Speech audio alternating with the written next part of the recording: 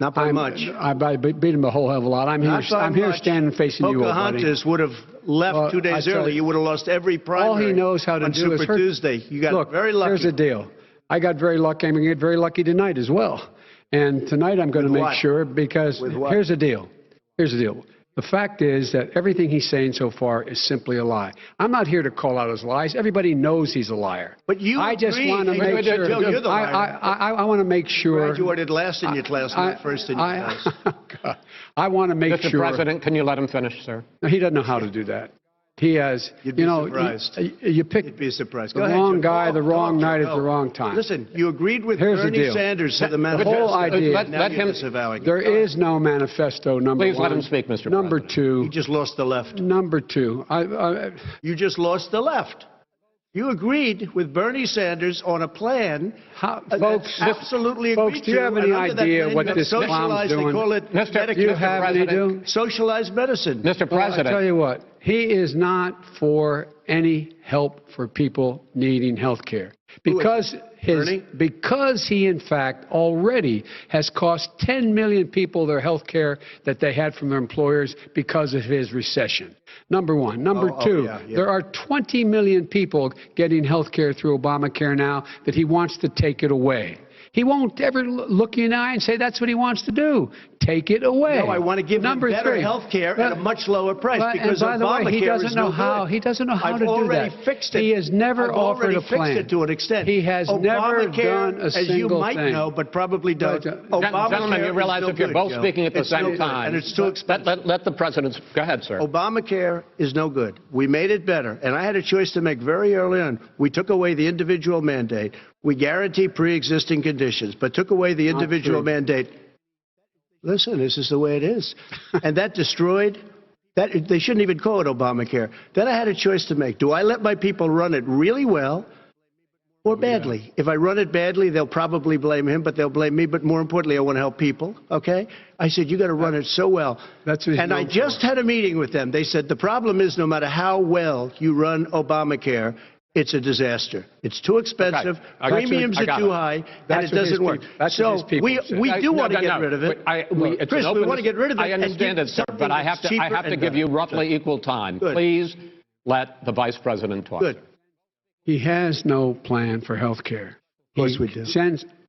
He sends out wishful thinking. He has executive orders that have no power. He hasn't lowered drug costs for anybody. He's been promising a health care plan since he got elected. He has none, like almost everything else he talks about. He does not have a plan. He doesn't have a plan. And the fact is, this man doesn't know what he's talking about. All right. I have one final question for you, Mr. Vice President.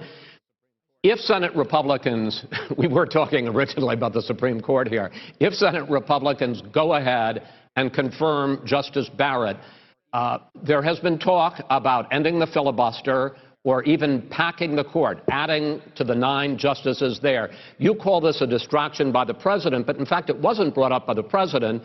It was brought up by some of your Democratic colleagues in the Congress. So my question to you is, you have refused in the past to talk about it. Are you willing to tell the American people tonight whether or not you will support either ending the filibuster or packing the court? Whatever position I take on that, that'll become the issue. The issue is the American people should speak. You should go out and vote. You're in voting now. Vote and let your senators know how strongly you feel. Vote now. You're going to pack the court? Make sure you, in fact, let people know you're a senator.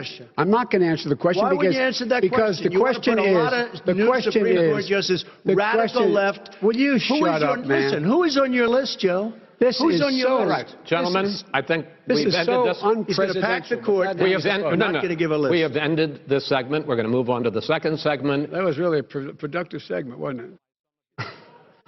Keep yapping, man. The people understand, Joe. They sure 47 years you've done nothing. They understand. All right. The second subject is COVID-19, which is an awfully serious subject, so let's try to be serious about it. We have had more than 7 million cases of coronavirus in the United States, and more than 200,000 people have died. Even after we produce a vaccine, experts say that it could be months or even years before we come back to anything approaching normal. My question for both of you is, based on what you have said and done so far and what you have said you would do starting in 2021, why should the American people trust you more than your opponent to deal with this public health crisis going forward? In this case, the question goes to you first, sir. 2 minutes uninterrupted. Good luck. 200,000 dead. As you said, over 7 million infected in the United States.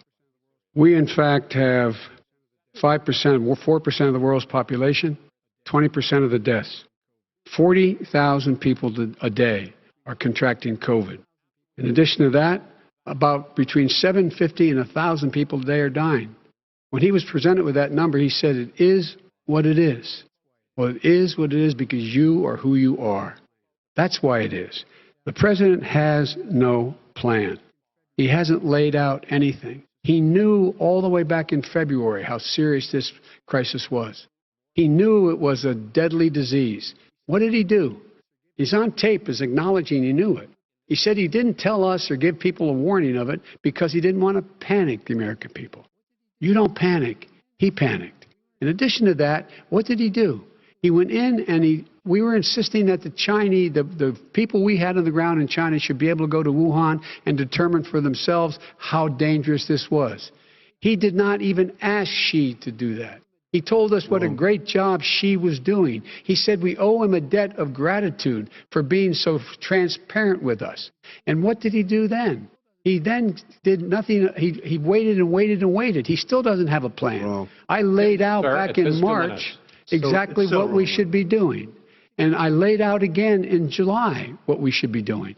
We should be providing all the protective gear possible. We should be providing the money the House has passed in order to be able to go out and get people the help they need to keep their businesses open schools that cost a lot of money. You should get out of your bunker and get out of the sand trap and get in your golf course and go in the Oval Office and bring together the Democrats and Republicans and fund what needs to be done now to save lives. So if we would have listened to you... You have 2 minutes, sir. If we would have listened to you, the country would have been left wide open. Millions of people would have died, not 200,000, and one person is too much. It's China's fault. It should have never happened.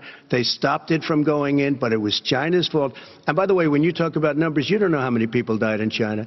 You don't know how many people died in Russia. You don't know how many people died in India. They don't exactly give you a straight count, just so you understand.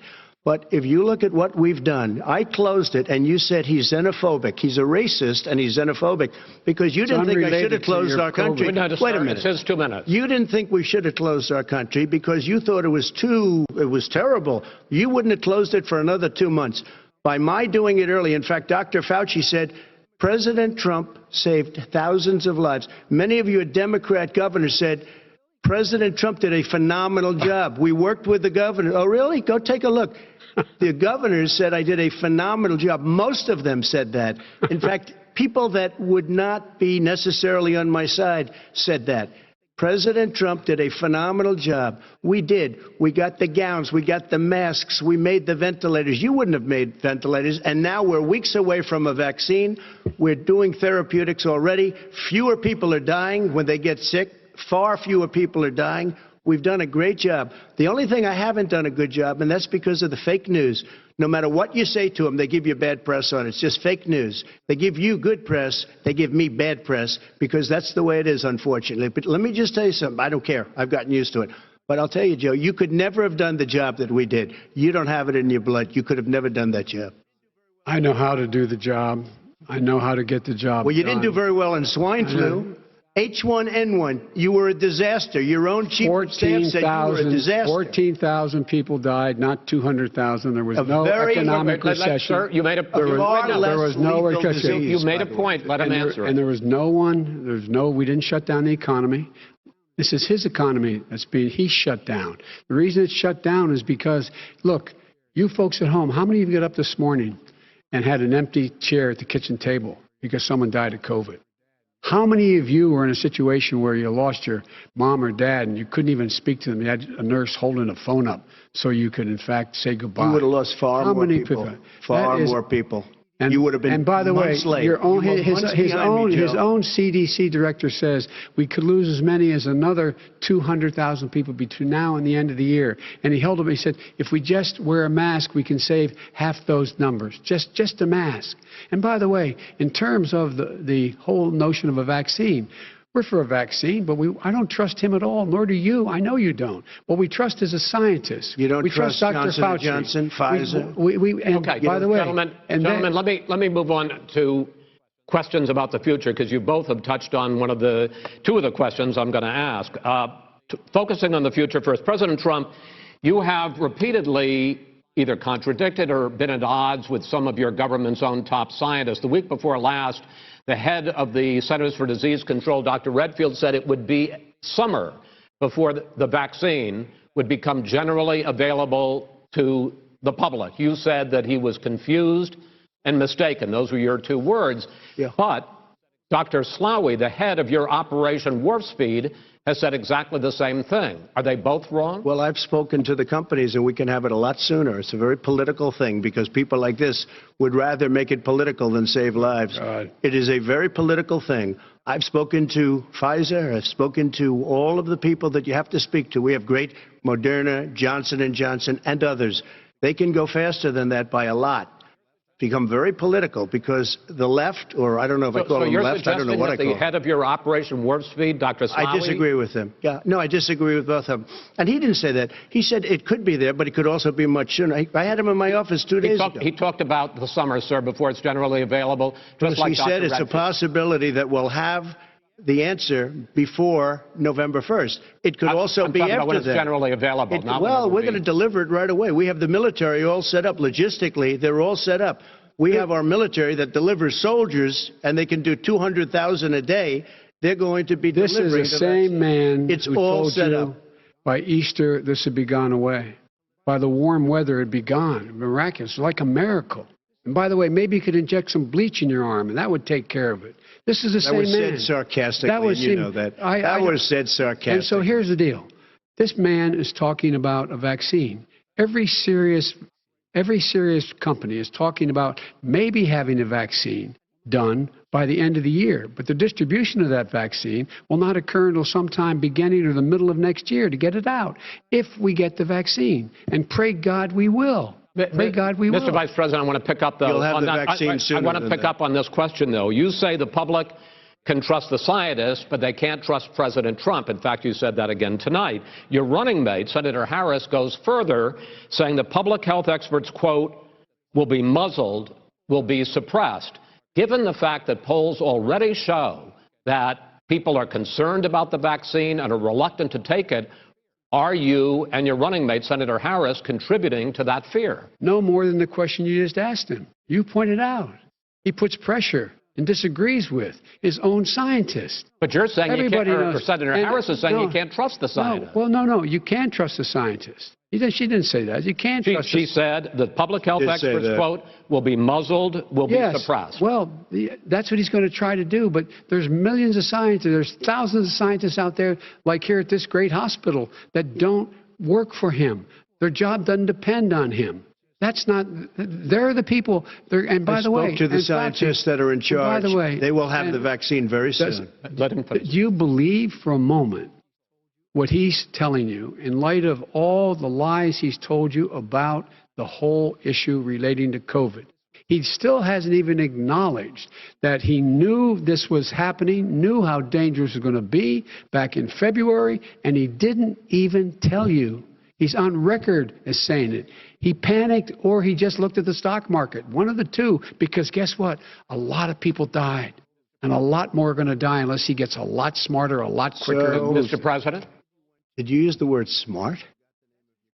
So you said you went to Delaware State, but you forgot the name of your college. You didn't go to Delaware State. You graduated either the lowest or almost the lowest in your class. Don't ever use the word smart with me. Don't ever use that word. Oh, give me a break. Because you know what? There's nothing smart about you, Joe. 47 years you've done nothing. Let's have this debate. And if you would have had, let me just tell you something, Joe. No, if you would have had the charge of what I was put through, I had to close the greatest economy in the history of our country. And by the way, now it's being built again. You see, we're going to get to the economy in the next segment, sir. Okay. It's going up fast. Okay. When it comes to how the virus has been handled so far, the two of you have taken very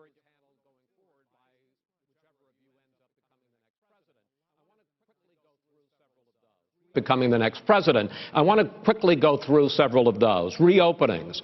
Vice President Biden, you have been much more reluctant than President Trump about reopening the economy and schools. Why, sir?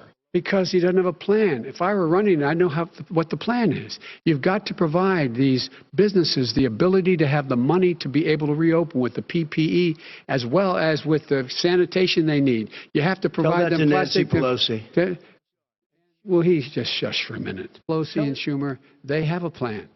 He won't even meet with them. The Republicans won't meet with the Senate. And he sits on his golf course. And I mean, literally, think about it. You probably play more than I do, Joe. What about this question of reopenings and the fact? Well, he wants to shut down this country, and I want to keep it open. And we did a great thing by shutting it down. Wait a minute, Joe. Let me shut you down for a second, Joe, just for 1 second. He wants to shut down the country. We just went through it. We had to because we didn't know anything about the disease. Now we found that elderly people with heart problems and diabetes and different problems are very, very vulnerable. We learned a lot. Young children aren't. Even younger people aren't. We've learned a lot. But he wants to shut it down. More people will be hurt by continuing. If you look at Pennsylvania, if you look at certain states that have been shut down, they have Democrat governors all. One of the reasons they're shut down is because they want to keep it shut down until after the election on November 3rd. I want to move on to another subject. It's a political But those states are not doing well that are shut down right now. President Trump, you have begun to increasingly question the effectiveness of masks as a disease preventer. And in fact, recently you have cited the issue of waiters touching their masks and touching plates. Are you questioning the efficacy of masks? You have to understand, if you look, I mean, I have a mask right here. I put a mask on, when I think I need it. Tonight, as an example, everybody's had a test, and you've had social distancing and all of the things that you have to. But I wear masks when needed. When needed, I wear masks. Okay, let me ask. I don't wear masks like him. Every time you see him, he's got a mask. He could be speaking 200 feet away from it. He shows up with the biggest mask I've ever seen. I will say this. Vice President Biden, go ahead, sir. Look, the way to open businesses is give them the wherewithal to be able to open. We provided money. But I was asking you, sir, about masks. Well, masks make a big difference. His own head of the CDC said if we just wore masks between now, everybody wore masks in social distance between now and January, we'd probably save up to 100,000 lives. It matters. And they've also said the opposite. They've also said no serious person said the opposite. Serious. Dr. Fauci. Dr. Fauci said the opposite. He did not say the opposite. We got a little bit more than a minute left in this segment. Masks are not good. Then he changed his mind. He said masks are good. I'm okay with masks. I want to ask you both about one last subject because your different approaches has even affected the way that you have campaigned. President Trump, you're holding large rallies with crowds packed together, thousands of people. Outside, yes, sir, agreed. Vice President Biden, you are holding much smaller events with... Because nobody will show up. People with... Well, it's true. Nobody shows up to his rallies. All right. In any case, why you holding the big rallies? Why you not? You go first, sir. Because people want to hear what I have to say. I mean, but are you not worried about a spreading disease? President, and I'll have 25,000, 35,000 people show up at airports. We use airports. Are you not worried about the disease issues? We have a lot of people. Sir? Well, so far, we have had no problem whatsoever. It's outside. That's a big difference, according to the experts. And we do them outside. We have tremendous crowds, as you see. I mean, and literally on 24 hours' notice. And Joe does the circles and has 3 people someplace. Okay. By the way, did you see one of the last big rallies he has? And a reporter came up to him to ask him a question. He said, no, stand back. Put on your mask. Put on a mask. Have you been tested? I'm way far away from those other people. That's what he said. I can't. I'm going to be okay. He's not worried about you. He's not worried about the people out there breathing in one another. We've had no negative effect. No negative effect. We've had no negative effect. And we've had 35,000, 40,000 people at these rallies. Just quickly finish up because I want to move on to our next. Yes, I would. He's been totally irresponsible the way in which he has handled the social distancing and people wearing masks, basically encouraging them not to. All right. He's a fool on this. If you could get the crowds, you would have done the same thing. But you can't. Nobody cares. Gentlemen, can we move on Nobody to the cares. Gentlemen, can we move on to the economy? Yes. The economy is, I think it's fair to say, recovering faster than expected from the shutdown. Much faster. In the second quarter, the unemployment rate fell to 8.4% last month. The Federal Reserve says the hit to growth, which is going to be there, is not going to be nearly as big as they had expected. President Trump, you say we are in a V-shaped recovery. Vice President Biden, you say it's more of a K-shape. What difference does that mean to the American people in terms of the economy? President Trump, in this segment, you go first. So we built the greatest economy in history. We closed it down because of the China plague. When the plague came in, we closed it down, which was very hard psychologically to do. He didn't think we should close it down, and he was wrong. And again, 2 million people would be dead now instead of still 204,000 people is too much. One person is too much. Should have never happened from China. But what happened is we closed it down, and now we're reopening, and we're doing record business. We had 10.4 million people in a 4-month period that we've put back into the workforce. That's a record the likes of which nobody's ever seen before. And he wants to close down he will shut it down again. He will destroy this country. You know, a lot of people, between drugs and alcohol and depression, when you start shutting it down, you take a look at what's happening at some of your Democrat-run states where they have these tough shutdowns. And I'm telling you, it's because they don't want to open it. One of them came out last week. You saw that. Oh, we're going to open up on November 9th. Why November 9th? Because it's after the election. They think they're hurting us by keeping them closed. They're hurting people. People know what to do. They can social distance. They can wash their hands. They can wear masks. They can do whatever they want. But they got to open these states up. When you look at North Carolina, and these governors are under siege, Pennsylvania, Michigan, and a couple of others, you got to open these states up. It's not fair. You're talking about almost it's like being in prison. And you look at what's going on with divorce, look at what's going on with alcoholism and drugs. It's a very, very sad thing. And he'll close down the whole country. This guy will close down the whole country and destroy our country. Our country is coming back incredibly well, setting records as it does it. We don't need somebody to come in and say, let's shut it down. All right. Your 2 minutes, sir. We're now moved to you. As I said, posing the question, the president says it's a V-shaped recovery. You say it's a K-shaped recovery. What's the difference? The difference is millionaires and billionaires like him in the middle of the COVID crisis have done very well. Billionaires have made another $300 billion because of his profligate tax proposal, and he only focused on the market. But you folks at home, you folks living in Scranton and Claymont and all the small towns and working class towns in America, how well are you doing? This guy paid a total of $750 in taxes. Sir, wait, no, sir, it's just yeah, I understand. You've agreed to the 2 minutes, so please let him have it. Do I get my time back? The fact is that he has, in fact, worked on this in a way that he's going to be the first president of the United States to leave office having fewer jobs in his administration than when he became president. Fewer jobs than when he became president. First one in American history. Secondly, the people who have lost their jobs are those people who have been on the front lines, those people who have been saving our lives, those people who have been out there dying, people who've been putting themselves in the way to make sure that we could all try to make it. And the idea that he is insisting that we go forward and open when you have almost half the states in America with a significant increase in COVID deaths and COVID cases in the United States of America. And he wants to open it up more. Why does he want to open it up? Why doesn't he take care of the American? You can't fix the economy until you fix the COVID crisis. And he has no intention of doing anything about making it better for you all at home in terms of your health and your safety. Schools. Why aren't schools open? Because it costs a lot of money to open them safely. You know, they were going to give, his administration was going to give the teachers and school students masks. And then they decided, no, couldn't do that because it's not a national emergency. Not a national emergency. They've done nothing to help small businesses. Nothing. They're closing. 1 in 6 is now gone. He ought to get on the job and take care of the needs of the American people so we can open safely. All right. Your time is up, sir. Well, we are going to get to... I have to respond to that. Well, you both had 2 minutes, sir. Excuse me, he made a statement.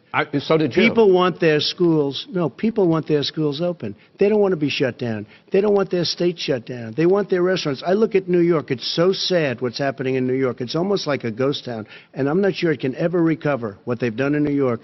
People want their places open. They want to get back to their lives. They'll be careful, but they want their schools open. I'm the one that brought back football. By the way, I brought back Big Ten football. It was me, and I'm very happy to do it. And all right, the people of Ohio are very proud of me. And you know how I found out? When he took gentlemen, a phony we're going to ad. get to your economic plans going forward in a moment. But first, Mr. President, as you well know, there's a new report that in 2016, the year you were elected president, and 2017, your first year as president, that you paid $750 a year in federal income tax each of those years. I know that you pay a lot of other taxes, but I'm asking you the specific question. Is it true that you paid $750 in federal income taxes each of those 2 years? I paid millions of dollars in taxes, millions of dollars of income tax. And let me just tell you, there was a story in one of the papers. I paid $38 million 1 year. I paid $27 million Show us your tax 1 year. returns. I went... you'll see it as soon as it's finished. You'll see it. You know, if you want to go to the Board of Elections. There's a 118-page or so report that says everything I have, every bank I have, I'm totally under-leveraged because the assets are extremely good, and I built a great company. I'm asking you a specific question, which is... let me tell you... I understand all of that. I understand all of that. No, Mr. President. Go ahead. I'm asking you a question. Will you tell us how much you paid in federal income taxes in 2016 and 2017? Millions of dollars. You paid millions of dollars? Millions of dollars, So yes. not $750? Millions of dollars, and you'll get to see it. And you'll get to see it. But let me just tell you, Chris, let me just tell you something, that it was the tax laws. I don't want to pay tax. Before I came here, I was a private developer. I was a private business people. Like every other private person, unless they're stupid, they go through the laws, and that's what it is. He passed a tax bill that gave us all these privileges for depreciation and for tax credits. We build a building and we get tax credits, like the hotel on Pennsylvania Avenue. You get a massive, which, by the way, was given to me by the Obama administration, if you can believe that. Now, the man got fired right after that happened. But Vice President Biden, you want to respond? Yeah, I do want to respond. Look, the tax code that made him put him in a position that he pays less tax than a school teacher makes on the money a school teacher makes is because of him he says he's smart because he can take advantage of the tax code. And he does take advantage of the tax code. That's why I'm going to eliminate the Trump tax cuts. And I'm going to eliminate those tax cuts and make sure that we invest in the people who, in fact, need the help. People out there need help. But why didn't you do it over the last 25 years? Because you weren't president. Because you weren't president screwing things up. You were a senator. And You're by the worst way, president America has ever had. Hey, Come Joe, on. let me just tell you, Joe. I've done more in 47 months. I've done more than you've done in 47 years, Joe. We've done things that you never even thought of doing, including fixing the broken military that you gave me, including taking care of your vets. Mr. President, we're talking about the economy. I'd like to ask you about your plans going forward, because, Mr. Vice President, your economic plan, if you were to be elected president, focuses a lot on big government, big taxes, big spending. I want to focus first on the taxes. You propose more than $4 trillion over a decade in new taxes on individuals making more than $400,000 a year and on corporations. President Trump says that that kind of an increase in taxes is going to hurt the economy as it's just coming out of a recession. Well, just take a look at what the analysis done by Wall Street firms. Points out that my economic plan would create 7 million more jobs than his in 4 years, number one. And number two, it would create an additional $1 trillion in economic growth, because it would be about buying American. That we're going to make this federal government spend $600 billion a year on everything from ships to steel to buildings and the like.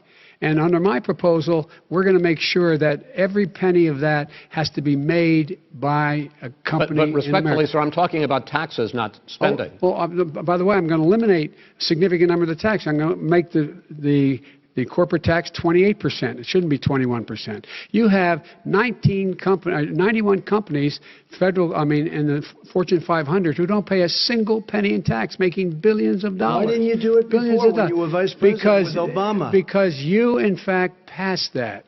That was your tax proposal. I got it done. And you know what happened? Yeah, you got it done. Our economy boomed like it's never boomed. The economy is busted. Mr. President, let me pick up on that. You would continue your free market approach, lower taxes, more deregulation, correct? Not lower taxes for American people. But let me. Excuse me. But in Obama's, you talk about the economy booming. It turns out that in Obama's final 3 years as president, more jobs were created, 1.5 million more jobs than in the first 3 years of your presidency. They had the slowest recovery economic recovery since 1929. It was the slowest recovery. Also, they took over something that was down here. All you had to do is turn on the lights and you pick up a lot. But they had the slowest economic recovery since 1929. Let me tell you about the stock market. When the stock market goes up, that means jobs. It also means 401ks. If you got in, if you ever became president with your ideas, you want to terminate my taxes, I'll tell you what, you'll lose half of the companies that have poured in here will leave, and plenty of companies that are already here, they'll leave for other places. They will leave, and you will have a depression, the likes of which you've never seen. Look, we inherited the worst recession short of a depression in American history. I was asked to bring it back. We were able to have an economic recovery that created the jobs you're talking about. We handed him a booming economy. He blew it. It wasn't booming. He blew it. It wasn't booming. It was the weakest recovery since 1929. Is it fair to say he blew it when fact, when there was record low unemployment before COVID? Yeah, but because what he did, even before COVID, manufacturing went in the hole. Manufacturing went in the hole. Excuse me, Chris. Wait. Number two. Chris. Number three. They said it would take... No, you're on number two. No. Chris. They said it would take a miracle to bring back manufacturing. I brought back 700,000 jobs. They brought back nothing. They gave up on manufacturing. Part of my standard fare. I'm the guy that brought back the automobile industry. All right, let him know. We brought back, I was asked to bring back Chrysler and General Motors. We brought them back right here in the state of Ohio and Michigan. He blew it. They're gone. He blew it. And in fact, they're going. Ohio had the best year it's ever had last year. Michigan had the best year they've ever had. That is not true. Many car companies came in from Germany, from Japan, went to Michigan, went to Ohio. They're not having that. And they didn't come in with you. Mr. Vice President, go ahead. And so you take a look at what he's actually done. He's done very little. His trade deals are the same way. He talks about these great trade deals. You know, he talks about the art of the deal. China's perfected the art of the steal. We have a higher deficit with China now than we did before. We have the highest trade deficit with Mexico. China ate your lunch, down 18%. China ate your lunch, Joe, and no wonder your son goes in and he takes out billions of dollars. Takes out billions of dollars to manage. He makes millions of dollars. And also, while we're at it, why is it, just out of curiosity, the mayor of Moscow's wife gave your son $3.5 million. What did he do to deserve it? What did he do with Burisma to deserve $183,000? None of that is true. Let him answer. None of that is true. Oh, really? He didn't get $3.5 million? Mr. President, Mr. President, please. Totally discredited. Totally discredited. And by the way... Well, wait, he didn't get $3.5 million, Joe? Mr. Vice He got $3.5 million. It is not true. Oh, really? Mr. President, it's an open discussion, please. It's a fact. Well, you have raised an issue. Let the Vice President answer. Discredited. Did Burisma pay him $183,000 a month with no experience in energy? Mr. President, my son did nothing wrong at Burisma. I think he did. Mr. President, let him answer. He doesn't want to let me answer because he knows I have the truth. His position has been totally, thoroughly discredited. By who? The media? By everybody. Well, by the media, by our allies, by the World Bank, by everyone has discredited. Matter of fact, even the people who testified under oath. So let me ask you this, Joe. No, go ahead, Mr. I'm listening to you. He got $3.5 million from Moscow. He testified under oath in his administration, said, I did my job and I did it very well. Oh, I really? did it I'd honorably. like to know who they are. Well, I'll give you the list of the people who testified. No, go ahead, sir. Sure, you've already fired most of them because they did a good job. Some people don't do a good job. With you, Go ahead. they You say- get wait a minute. You get the final word, Mr. Well, it's hard to get any word in with this clown. Excuse me, this Hey, let me just say, Joe, No. I'm Mr. President. $3.5 I'm Mr. million, President. Joe. that is simply Why did not he true. deserve $3.5 million from Moscow? Look, here's the deal. We want to talk about families and ethics. I don't want to do that. I mean, his family we could talk about all night. His family's already... My family, No, let him go. my family already lost wrote- a fortune by Go coming down ahead. and helping Go us ahead. with Go ahead, government. sir. And that's such a... they're right that's here. it, Mr. That's President. such Every a great... single one of them lost This a is not fortune about by President. my coming and family or helping his us with family. It's government. about your family, They the didn't American collect $3.5 people. million He for doesn't... nothing. That's not true. It doesn't want to talk about what you need. You, the American people. It's about you. That's what we're talking about you here. should All right, that's Not the, about end of here. that's the end of the Shouldn't have segment. taken the money. We're moving on. He didn't take them. Well, Vice it's a very- President, but Chris, no, can I be honest? It's a very important Try to be question. honest. No, He stood up. No, He stood up, the answer to and the he question is no. threatened Ukraine. No, sir. With $1 billion, if you don't That get rid of is the press. You know what? You're absolutely not stop. true. on tape doing it. You're going to Not have true. Gentlemen, Is- I hate to raise Chris, my voice, but he's I on see it seems tape. to be. Why should I be different than the two of you? So here's the Got a deal. good point. We have 6 segments. We have ended that segment. We're going to go to the next segment. In that segment, you each are going to have 2 uninterrupted moments. In those 2 uninterrupted minutes, Mr. President, you can say anything you want. I'm going to ask a question about race, but if you want to answer about something else, go ahead. But I think that the country would be better served if we allowed both people to speak with fewer interruptions. I'm appealing to you, sir, to do that. Well, and him too. Well, frankly, you've been doing more interrupting Well, that's than all he right, has. but he does plenty. Well, less than, sir, less there's than, plenty. no, less than you have. Let's please continue on. The issue of race. Vice President Biden, you say that President Trump's response to the violence in Charlottesville 3 years ago, when he talked about very fine people on both sides, was what directly led you to launch this run for president. Oh, yeah, sure. President Trump, you have often said that you believe you have done more for black Americans than any president, with the possible exception of Abraham Lincoln. My question for the two of you is, why should voters trust you rather than your opponent to deal with the race issues facing this country over the next 4 years? Vice President Biden, you go first. It's about equity and equality. It's about decency. It's about the Constitution. And we have never walked away from trying to require equity for everyone, equality for the whole of America.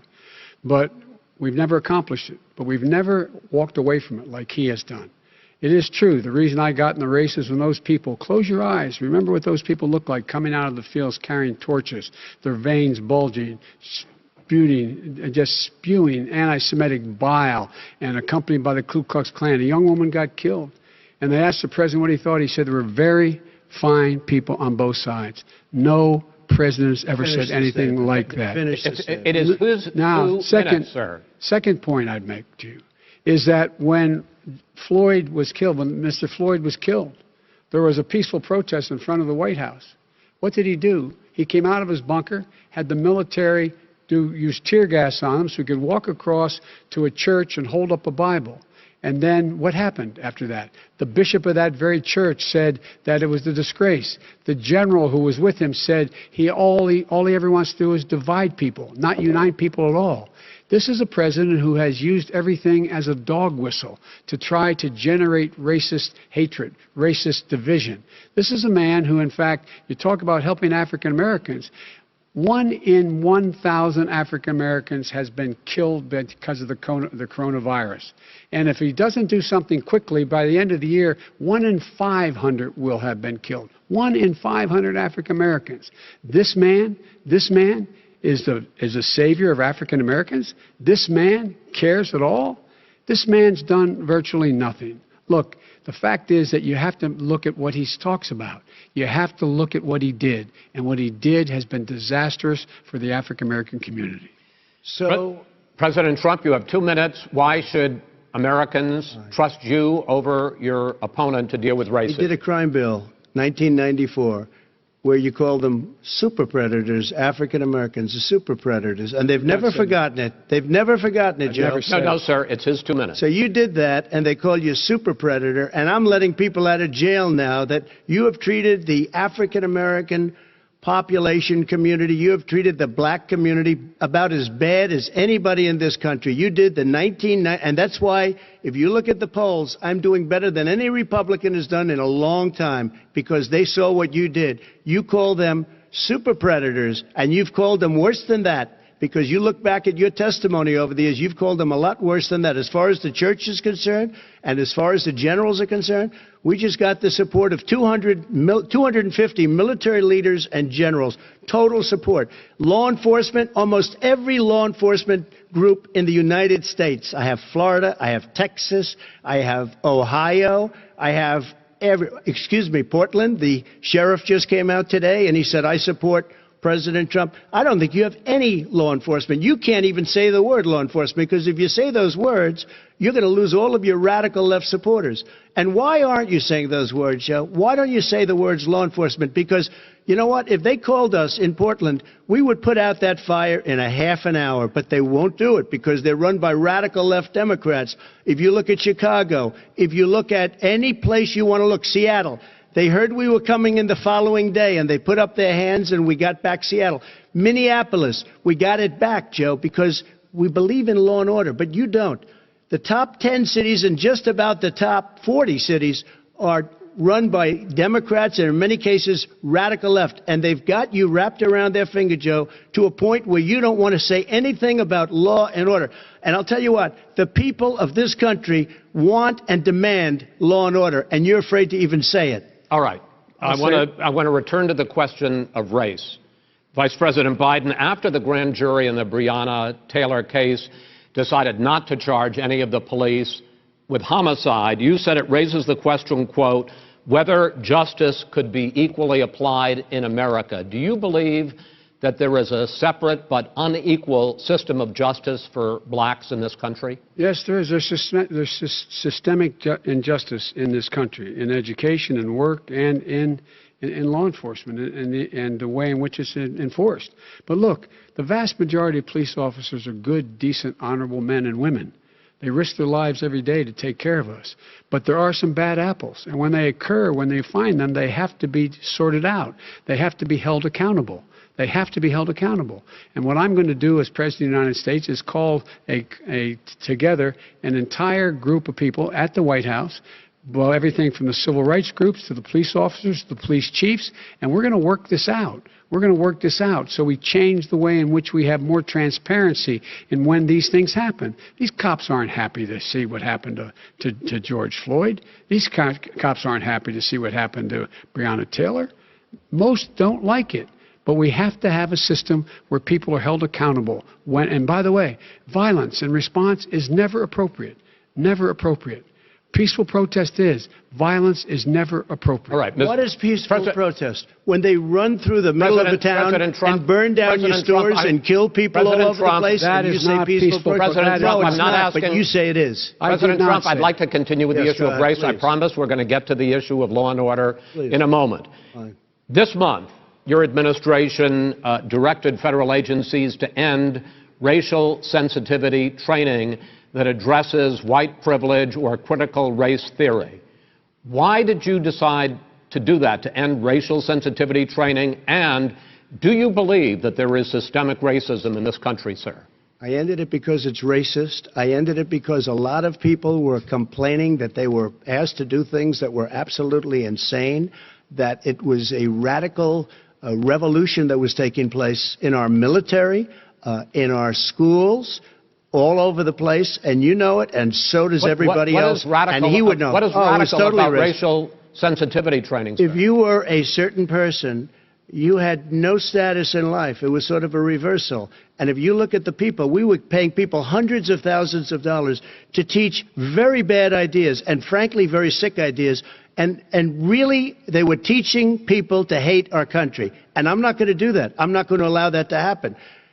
We have to go back to the core values of this country. They were teaching people that our country is a horrible place, it's a racist place, and they were teaching people to hate our country. And I'm not going to allow that to happen. Vice President Biden? Nobody's doing that. He's the racist. You just don't know. Here's the deal. I know a lot more about this. Let him finish. The fact is that there is racial insensitivity. People have to be made aware of what other people feel like, what insults them, what is demeaning to them. It's important that people know they don't want to. Many people don't want to hurt other people's feelings, but it makes a big difference. It makes a gigantic difference in the way a child is able to grow up and have a sense of self-esteem. It's a little bit like how this guy and his friends look down on so many people. They look down their nose on people like Irish Catholics like me and grew up in Scranton. They look down on people who don't have money. They look down on people who are of a different faith. They look down on people who are a different color. In fact, we're all Americans. The only way we're going to bring this country together is bring everybody together. There's nothing we cannot do if we do it together. We can take this on and we can defeat racism in America. President Trump, sir. During the Obama-Biden administration, there was tremendous division. There was hatred. You look at Ferguson, you go to many places. Look at Oakland. Look what happened in Oakland. Look what happened in Baltimore. Look what happened. Frankly, it was more violent than what I'm even seeing now. Oh, my but Lord. The reason is that ridiculous. the Democrats that run these cities ridiculous. don't want to talk like you about law and order. Violent and you crime, still haven't mentioned. Violent Are you in crime. favor of law and order? I'm in favor of law. You follow it. Are you in favor of law and order? Go yes, ahead, I'm say it. You asked a question, let him finish. Law and order. Law and order. Let him answer. Law and order with justice, where people get treated fairly. Okay. And the fact of the matter is, violent crime went down 17%, 15% in our administration. All right. It's gone up on his watch. Went down much more he in had, ours. All right, we're now. Mr. President, you're going to. Mr. President, every record in the book. Mr. President, you're going to be very happy because we're now going to talk about law and order. Places we had trouble were Democratic-run cities. That's exactly my question. There has been a dramatic increase in homicides in America this summer particularly, and you often blame that on Democratic mayors and Democratic governors, but in fact there have been equivalent spikes in Republican-led cities like Tulsa and Fort Worth. So the question is this really a party issue? I think it's a party issue. You can bring in a couple of examples, but if you look at Chicago, what's going on in Chicago, where 53 people were shot and 8 died, shot. If you look at New York, where it's going up like nobody's ever seen anything, the numbers are going up 100, 150, 200%. Crime. It is crazy what's going on.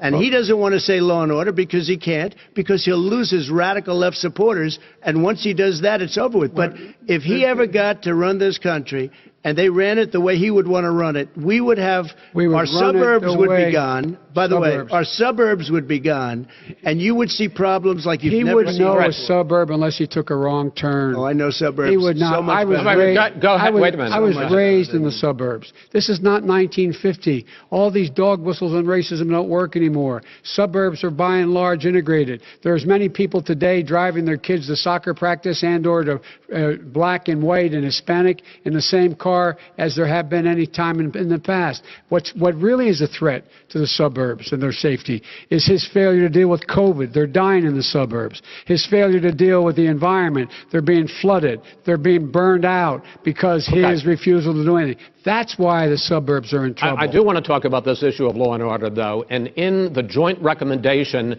that came from the Biden-Bernie Sanders task force, you talked about, quote, reimagining policing. Yeah. First of all, what does reimagining policing mean, and do you support... It means... let me, if I might finish the question. What does reimagining policing mean, and do you support the Black Lives Matter call for community control of policing? Look, what I support is the police having the opportunity to deal with the problems they face.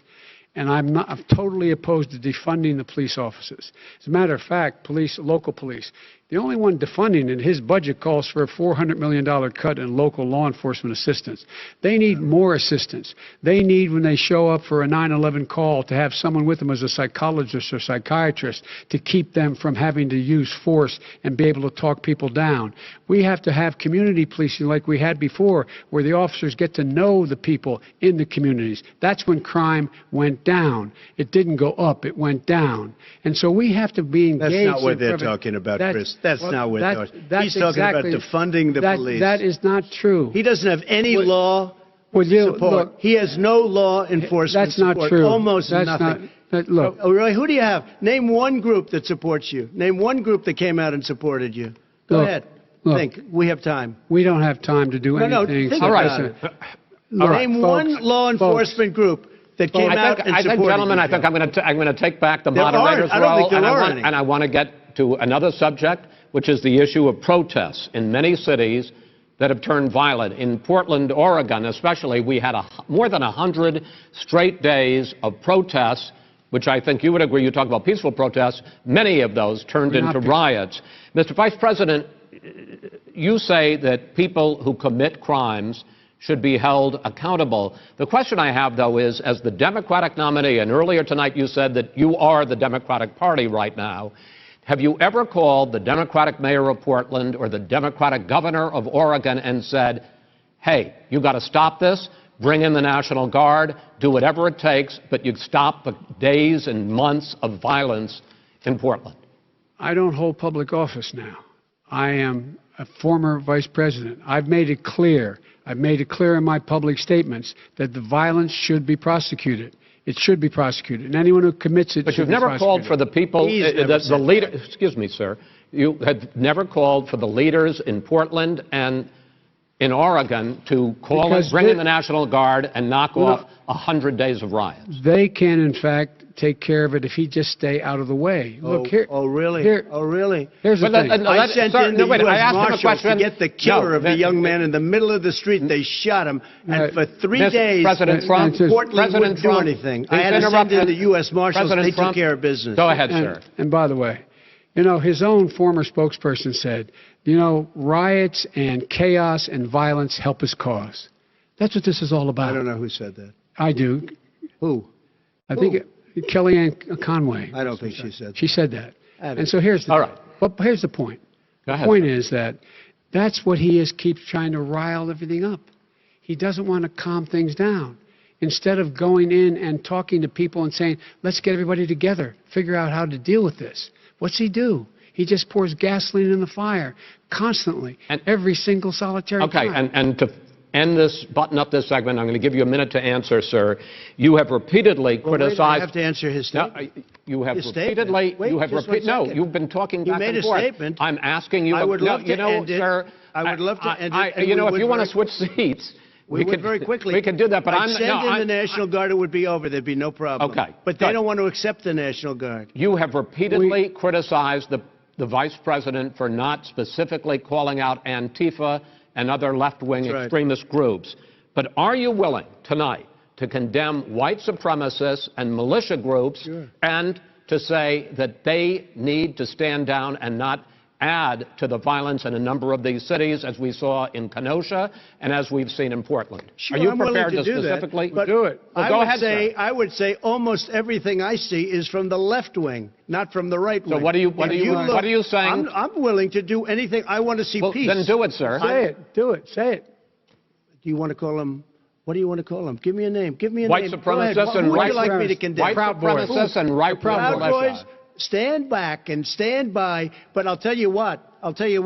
Somebody's got to do something about Antifa and the left, because this is not a right-wing problem. This is a left-wing. FBI director This is a left-wing problem. White supremacists. Antifa's an idea, not an organization. Oh, you got to be not kidding. malicious. That's what his FBI. His FBI director said. Well, then you know what? No, we're done, sir. We're moving on to the next. We're moving. When a bat hits you over the head, that's not an idea. Everybody in your administration tells you the truth has a bad idea. Can I tell you what? You have no idea. Antifa is a dangerous, all right, radical gentlemen, group. We're now moving on to the Trump and Biden records. They'll overthrow you. When a president, I'm going to ask a question.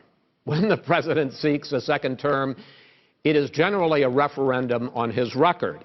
But Vice President Biden, you like to quote one of your dad's sayings, which is, don't compare me to the almighty, compare me to the alternative. And in this case, sir, you are the alternative. Looking at both of your records, I'm going to ask each of you, why should voters elect you president over your opponent? In this segment, President Trump, you go first, 2 minutes.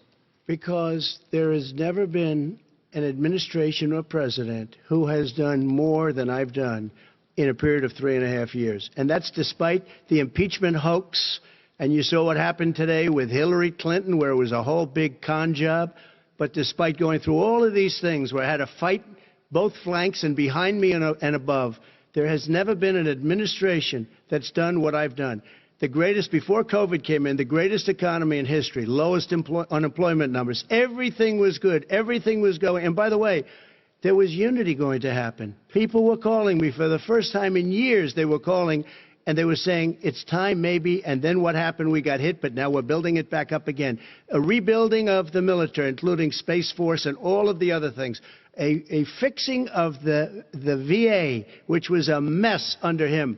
308,000 people died because they didn't have proper health care. It was a mess. And we now got a 91% approval rating at the VA, our vets. We take care of our vets. But we've rebuilt our military. The job that we've done, and I'll tell you something, some people say maybe the most important. By the end of the first term, I'll have approximately 300 federal judges and Court of Appeals judges, 300, and hopefully 3 great Supreme Court justices. That is a record, the likes of which very few people, and you know one of the reasons I'll have so many judges?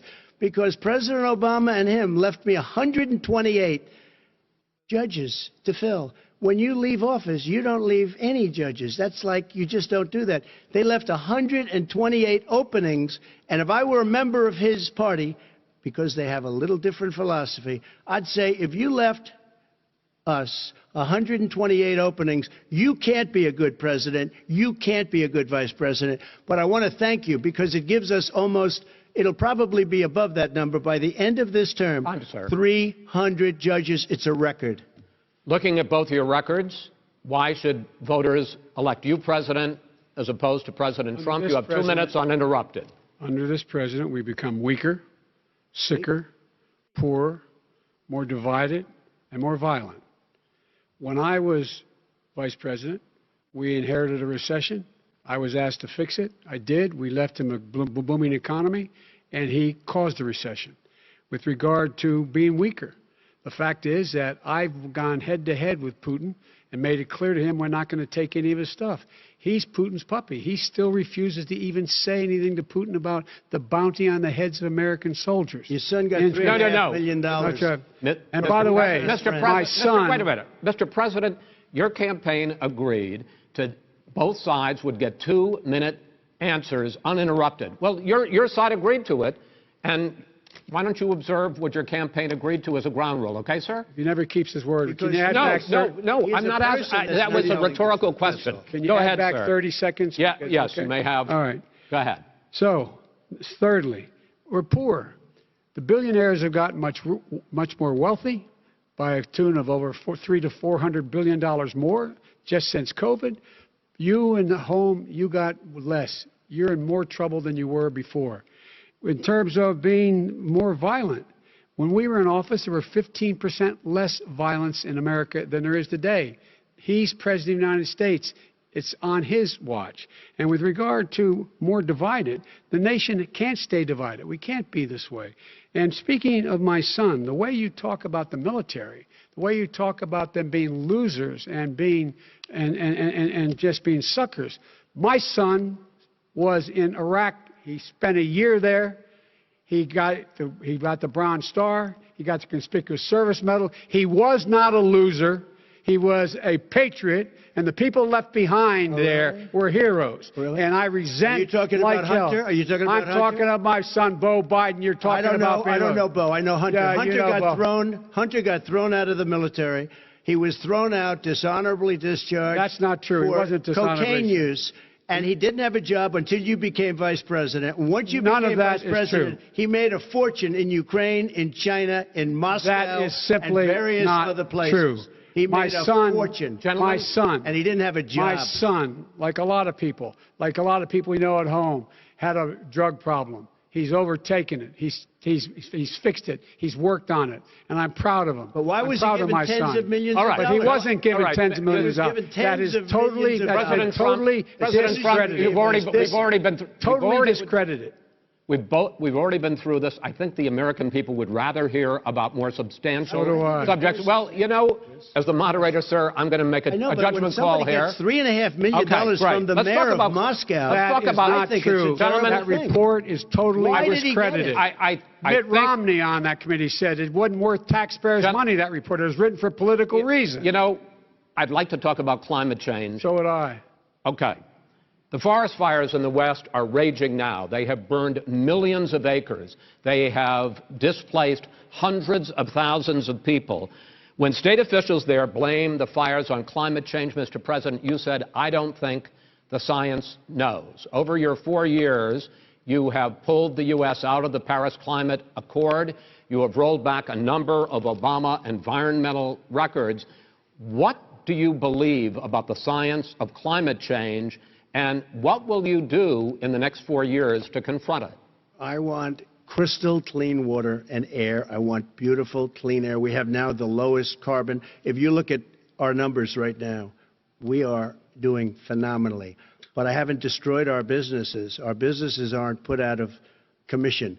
If you look at the Paris Accord, it was a disaster from our standpoint. And people are actually very happy about what's going on because our businesses are doing well. As far as the fires are concerned, you need forest management in addition to everything else. The forest floors are loaded up with trees, dead trees that are years old, and they're like tinder, and leaves and everything else. You drop a cigarette in there, the whole forest burns down. You've got to have forest management. What do you believe? Cuts. What do you believe about the science of climate change, sir? I believe that we have to do everything we can to have immaculate air, immaculate water, and do whatever else we can that's good. You know, we're planting 1 billion trees, the Billion Tree Project, and it's very exciting. You believe for a lot of people. that human pollution, greenhouse gas emissions contributes to the global warming of this planet? I think a lot of things do, but I think to an extent, yes. I think to an extent, yes. But I also think we have to do better management of our forests. Every year, I get the call, California's burning. California's burning. If that was cleaned, if you had forest management, good forest management, you wouldn't be getting those calls. You know, in Europe, they have forest cities. They're called forest cities. They maintain their forests. They manage their forests. I was with the head of a major country. It's a forest city. He said, sir, we have trees that are far more, they ignite much easier than California. There shouldn't be that problem. I spoke with the governor about it. I'm getting along very well with the governor. But I said, you know, at some point, you can't every year have hundreds of thousands of acres of land just burned to the ground. That's burning down because of a lack of management. But, sir, if you believe in the science of climate change, why have you rolled back the Obama Clean Power Plan, which limited carbon emissions in power plants? Why have you relaxed? Because it was driving energy prices through the sky. Why have you relaxed fuel economy standards that are going to create more pollution from cars and trucks? Well, not really, because what's happening is the car is much less expensive and it's a much safer car, and you're talking about a tiny difference. And then what would happen, because of the cost of the car, you would have at least double and triple the number of cars purchased. We have the old slugs out there that are 10, 12 years old. If you did that, the car would be safer. It would be much cheaper by $3,500. In the case of California, they've simply ignored No, but you would take a lot of cars rollback off the market because people would be able to afford a car. Now, and by the way, we're going to see how that turns out. But a lot of people agree with me, many people. The car has gotten so expensive because they have computers all over the place for an extra little bit of gasoline. And I'm okay with electric cars, too. I think I'm all for electric cars. I've given big incentives for electric cars. But what they've done in California is just crazy. Right. Vice President Biden, I'd like you to respond to the president's climate change record, but I also want to ask you about a concern. You proposed $2 trillion in green jobs. You talk about new limits, not abolishing, but new limits on fracking, ending the use of fossil fuels to generate electricity by 2035, and zero net emission of greenhouse gases by 2050. The president says a lot of these things would tank the economy and cost millions of jobs. He's absolutely wrong, number one. Number two, if in fact, during our administration, the Recovery Act, I was in charge, able to bring down the cost of renewable energy to cheaper than or as cheap as coal and gas and oil. Nobody's going to build another coal-fired plant in America. No one's going to build another oil-fired plant in America. They're going to move to renewable energy, number one. Number two, we're going to make sure that we are able to take the federal fleet and turn it into a fleet that's run on their electric vehicles. Making sure that we can do that, we're going to put 500,000 charging stations and all of the highways that we're going to be building in the future. We're going to build an economy that, in fact, is going to provide for the ability of us to take 4 million buildings and make sure that they, in fact, are weatherized in a way that, in fact, they'll emit significantly less gas and oil because the heat will not be going out. There's so many things that we can do now to create thousands and thousands of jobs. We can get to net zero in terms of energy production by 2035. Not only not costing people jobs, creating millions of good paying jobs, not $15 an hour, but prevailing wage, by having a new infrastructure that, in fact, is green. And the first thing I will do, I will rejoin the Paris Accord. I will join the Paris Accord because with us out of it, look what's happening. It's all falling apart. And talk about someone who has no relationship with foreign policy.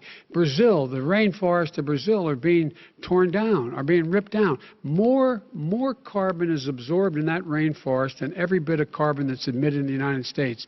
Instead of doing something about that, I would be gathering up and making sure we had the countries of the world coming up with $20 billion and say, here's $20 billion. Stop tearing down the forest.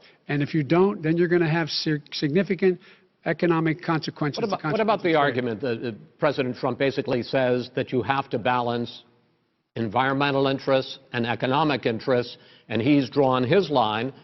Well, he hadn't drawn a line. He still, for example, he wants to make sure that methane's not a problem. You can now emit more methane without it being a problem. Methane. Right. This is a guy who says that you don't have to have mileage standards for automobiles that exist now. This is a guy who says that, well, the fact that it's all true. And here's the deal. He's talking about the Green New Deal, and it's not $2 billion or $20 billion, as you said. It's $100 trillion. I'm talking about where they want to rip down buildings and rebuild the building. No, it's the dumbest, most ridiculous. Where airplanes are out of business, where two-car systems are out, where they want to take out the cows too. That's not true either, right?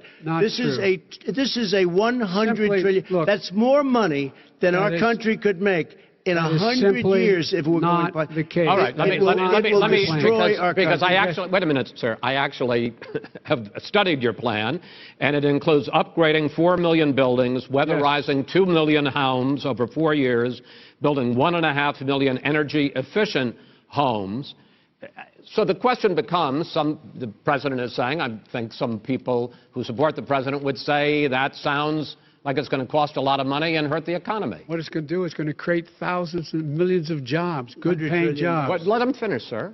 He doesn't know how to do that. $100 billion. The fact is, it's going to create millions of good-paying jobs, and these tax incentives for people to weatherize, which he wants to get rid of. It's going to make the economy much safer. Look how much we're paying now to deal with the hurricanes. By the way, he has an answer for hurricanes. He said maybe we should drop a nuclear weapon on them. They may. I never said that. That's what he did say. You made it up. And here's the deal. You make up a we are going to be in a position where we can create hard, good jobs by making sure the environment is clean and we all are in better shape. We spend billions of dollars now, on floods, hurricanes, rising seas.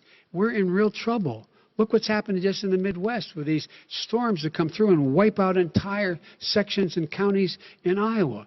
They didn't happen before. They're because of global warming. We make up 15% of the world's problem. But the rest of the world, we've got to get them to come along. That's why we have to get back into the Paris Accord. All right, gentlemen. Wait a minute, Chris. So why didn't he do it for 47 years? You were vice president. Why didn't you get the world? China sends up real dirt into the air. Russia does. India does. They all do. We're supposed to be good. And by the way, he made a couple of statements. The Green New Deal is $100 trillion. That is not not my plan. That's the Green New you want to rebuild every is building. not my plan. You want to rebuild every building. He made a statement about the military. He said I said something about the military. He and his friends made it up, and then they went with it. I never said it. Okay. That is What not he true. did is he You're done in said this segment. he called Mr. the military Vice President, stupid bastards. I and he did said not it on say tape. that. He said Mr. stupid Please, bastards. He sir, said it. stop. I would never I say would that Play to the it. military. Play it. Go ahead. You're Mr. on Vice tape. President answered his final question. The final question is, I can't remember which of all his rantings. I'm having a little trouble myself. But and about the economy and about this question of what it's going to cost. The economy. I mean, the Green New Deal and the idea of what your the environmental Green New changes Deal, will do. The Green New Deal will pay for itself as we move forward. We're not going to build plants that, in fact, are great polluting plants. So do you We're going to support build the Green New Deal? Pardon me? Do you support that? No, I don't support the Green New Oh, Deal. you don't? Oh, well, that's a big statement. I That support means you the just Biden. lost the radical left. I Oh, support you the don't. Biden plan that I put forward. Okay. The Biden plan, which is different than what he calls the radical Green New Deal. All right, gentlemen, final segment, election integrity. As we meet tonight, millions of Americans are receiving mail-in ballots or going to vote early. How confident should we be that this will be a fair election, and what are you prepared to do over the next 5+ weeks, because it'll not only be to Election Day, but also counting some ballots, mail-in ballots after Election Day. What are you prepared to do to reassure the American people that the next president will be the legitimate winner of this election? In this final segment, Mr. Vice President, you go first. Prepared to let people vote. They should go to iwillvote.com. Decide how they're going to vote, when they're going to vote, and what means by which they're going to vote. His own Homeland Security Director, and as well as the FBI Director, says there is no evidence at all that mail-in ballots are a source of being manipulated and cheating. They said that.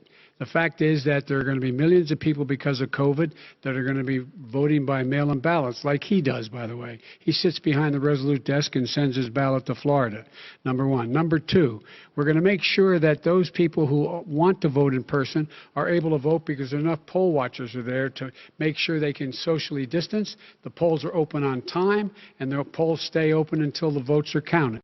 And this is all about trying to dissuade people from voting because he's trying to scare people into thinking that it's not going to be legitimate. Show up and vote. You will determine the outcome of this election. Vote, vote, vote. If you're able to vote early in your state, vote early. If you're able to vote in person, vote in person. Vote whatever way is the best way for you, because he cannot stop you from being able to determine the outcome of this election. And in terms of whether or not when the votes are counted, and they're all counted, that will be accepted. If I win, that will be accepted. If I lose, that will be accepted. But by the way, if in fact he says he's not sure what he's going to accept, well, let me tell you something. It doesn't matter, because if we get the votes, it's going to be all over. He's going to go. He can't stay in power. It won't happen. It won't happen. So vote.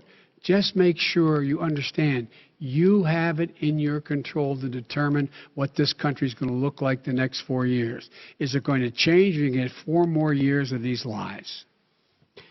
Mr. President, 2 minutes. So when I listened to Joe talking about a transition, there's been no transition from when I won. I won that election. And if you look at crooked Hillary Clinton, if you look at all of the different people, there was no transition, because they came after me trying to do a coup. They came after me spying on my campaign. They started from the day I won, and even before I won, from the day I came down the escalator with our First Lady. They were a disaster. They were a disgrace to our country. And we've caught them. We've caught them all. We've got it all on tape. We've caught them all. And by the way, you gave the idea for the Logan Act against General Flynn. You better take a look at that, because we caught you in a sense. And President Obama was sitting in the office. He knew about it too. So don't tell me about a free transition. As far as the ballots are concerned, it's a disaster. A solicited ballot, okay, solicited is okay. You're soliciting, you're asking, they send it back, you send it back. I did that. If you have an unsolicited, they're sending millions of ballots all over the country. There's fraud. They found them in creeks. They found some with the name Trump, just happened to have the name Trump just the other day in a waste paper basket. They're being sent all over the place. They sent 2 in a Democrat area. They sent out 1,000 ballots. Everybody got 2 ballots. This is going to be a fraud like you've never seen. The other thing, it's nice on November 3rd, you're watching and you see who won the election. And I think we're going to do well because people are really happy with the job we've done. But you know what? We won't know. We might not know for months because these ballots are going to be all over. Take a look at what happened in Manhattan. Take a look at what happened in New Jersey. Take a look at what happened in Virginia and other places. They're not losing 2%, 1%, which, by the way, is too much. An election could be won or lost with that. They're losing 30 and 40%. It's a fraud, and it's a shame. And can you imagine where they say you have to have your ballot in by November 10th? November 10th. That means that's 7 days after the election, in theory, should have been announced. Okay. We have major states with that, sir, all run by Democrats. 2 minutes is 2 minutes. All run by Democrats. It's President Trump, it's a rigged election. you're going to be able to continue. You have been charging for months that mail-in balloting is going to be a disaster. You say it's rigged, that it's going to lead to fraud. But in 2018, in the last midterm election, 31 million people voted mail-in voting. That was a quarter, more than a quarter, of all the voters that year cast their ballots by mail. Now that millions of mail-in ballots have gone out, what are you going to do about it? And are you counting on the Supreme Court, including a Justice Barrett, to settle any dispute? Yeah, I think I'm counting on them to look at the ballots, definitely. I hope we don't need them in terms of the election itself. But for the ballots, I think so. Because what's happening is incredible. I read today, where at least 1% of the ballots for 2016 were invalidated. They take them, we don't like them, we don't like them. But what are you going to do about it? There are millions of ballots going out right now. What you do is you go and vote. You do a solicited ballot, and that's okay, or you go and vote. I'm asking you about the fact that millions of people... You go and vote. You go and vote. But what I'm saying is, what are you going to do about the fact that millions of people... You either do, Chris, a solicited ballot where you're sending it in, they're sending it back, and you're sending... They have mailmen with lots of it. Did you see what's going on? Take a look at West Virginia, mailmen selling the ballots. They're being sold. They're being dumped in rivers. This is a horrible thing for our country. This is not going to end well. There is no evidence this is not going to end well. 5 states have had mail-in ballots for the last decade or more. 5, including 2 Republican states. And you don't have to solicit the ballot. It's sent to you. It's sent to your home.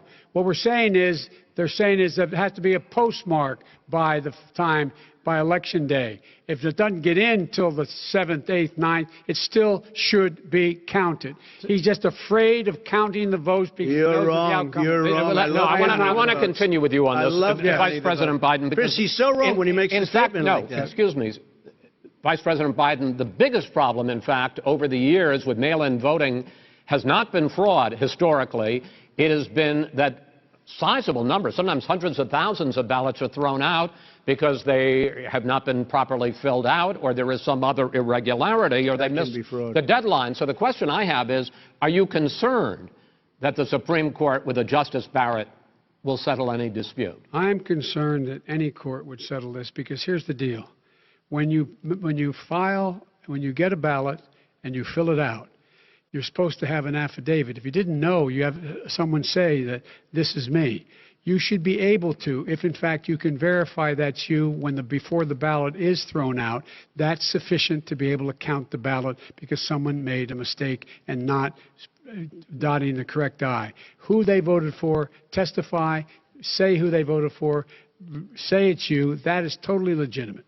All right. Excuse me, when you have 80 million ballots I have a final sent in question. and swamping the system, you know it can't be done. You know it can't. And already there's been so now mail service delivers wait a minute, gentlemen. The final question is, in 8 states, we can keep talking. In 8 states, election workers are prohibited currently by law, 8 states, from even beginning to process ballots, even take them out of the envelopes and flatten them until Election Day. That means that it's likely, because there's going to be a huge increase in mail-in balloting, that we are not going to know on election night who the winner is, that it could be days, it could be weeks, could be months, until we find out who the new president is. So first for you, sir, finally for the Vice President, I hope neither of you will interrupt the other.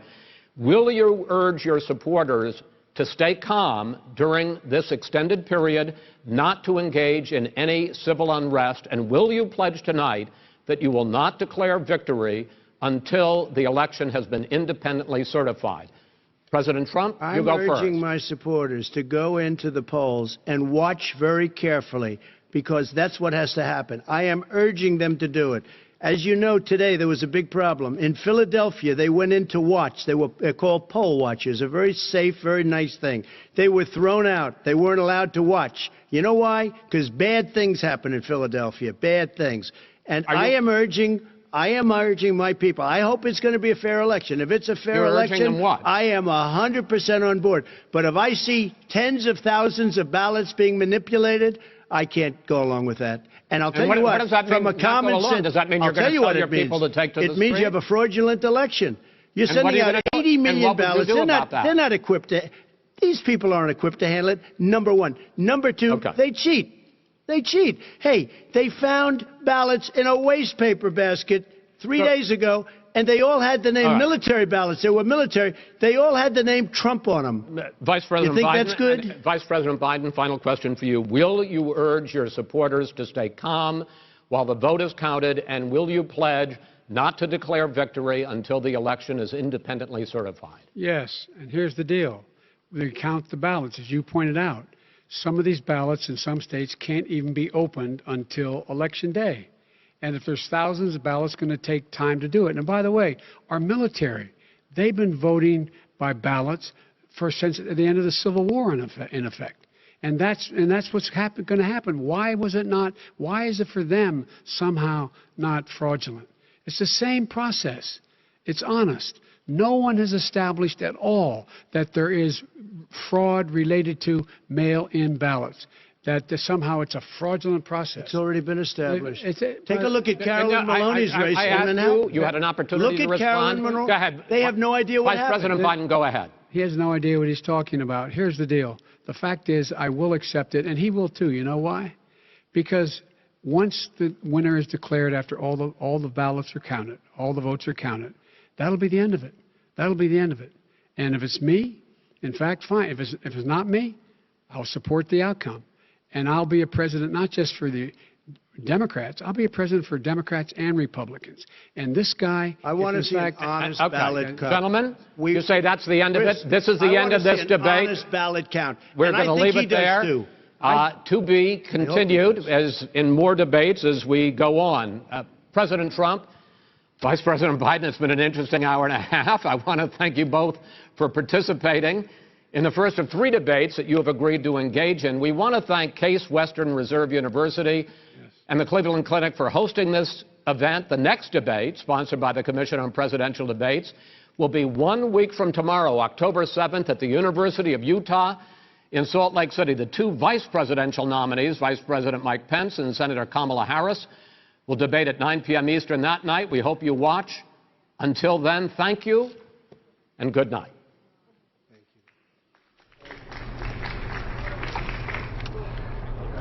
Well, Daytona, that was something to behold of a presidential debate.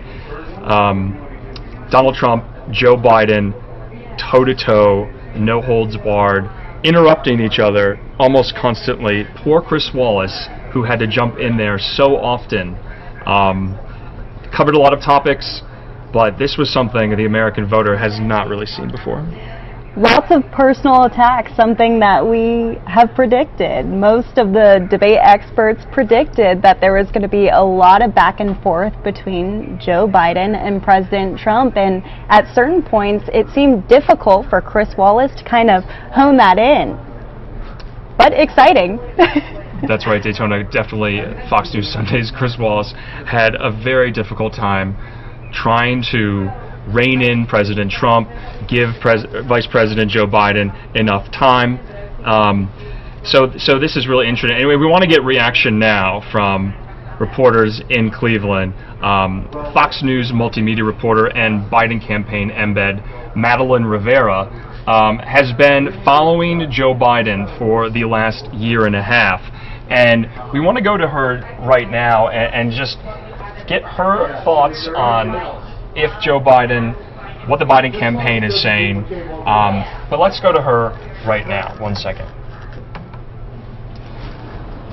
Maddie, hey, tell us what you think the Biden campaign will take out of this. What are they going to be especially messaging on in the days following? Well, first of all, it was a very contentious debate, and as you mentioned, it was so difficult for some of these candidates to really get their points across, I think, because they were just talking over each other, and moderator Chris Wallace obviously had a tough time trying to rein in the two. I think the Biden campaign will just continue to fact-check Trump, depending on what he has said throughout the course of the debate. I haven't gotten a chance to actually look through some of the emails. They were sending out some emails throughout the course of the debate, kind of doing some real-time fact-checking. I haven't been able to get a chance to actually read that because I was watching the debate itself, but I'm sure that the Biden campaign will be addressing some of the comments and remarks that Trump has made throughout the evening over the coming days, Andrew. And Maddie, you know, we heard from Biden, he had a number of really punchy lines that we haven't really heard from him before, trying to go toe-to-toe with the president's personal attacks as well. We heard Joe Biden call Donald Trump the worst president America has ever had. He called him a racist. But on the other hand, President Trump went after especially Joe Biden's son, Hunter. That's something voters really haven't seen before, is Joe Biden really on the attack. Was that something you noticed that was new? It's something that I actually have not seen before, and I've obviously, as you mentioned, covered Biden over the last year and a half. I've seen his performances throughout several debates, and this is undoubtedly, I think, one of the harshest that he's ever been when it comes to attacking his opponent. You know, it's interesting because before this debate happened, maybe about a week or so ago, a couple of weeks ago, I'm not even quite sure of the timeline, Biden said during a virtual fundraiser that he didn't want to get baited into a brawl with Donald Trump, and I'm not sure if he accomplished that tonight, Andrew. And you brought up Hunter Biden. That's an issue that Biden tends to get sensitive about. He tends to get a little sensitive and emotional about whenever his family members are brought in, and so you know, that was obviously something that was brought up tonight, and so I think it's up to the voters to determine how Biden reacted when Trump attacked him on that. And Maddie, we're going to be getting a lot of reaction now on social media, trying to see if this debate held any sway amongst those undecided. What does the former vice president have in store for the rest of the week, especially gearing up for the next debate of this type? Can you kind of give us a sense of what his schedule is now that this is over? This first kind of debate has passed and they can move forward as a campaign.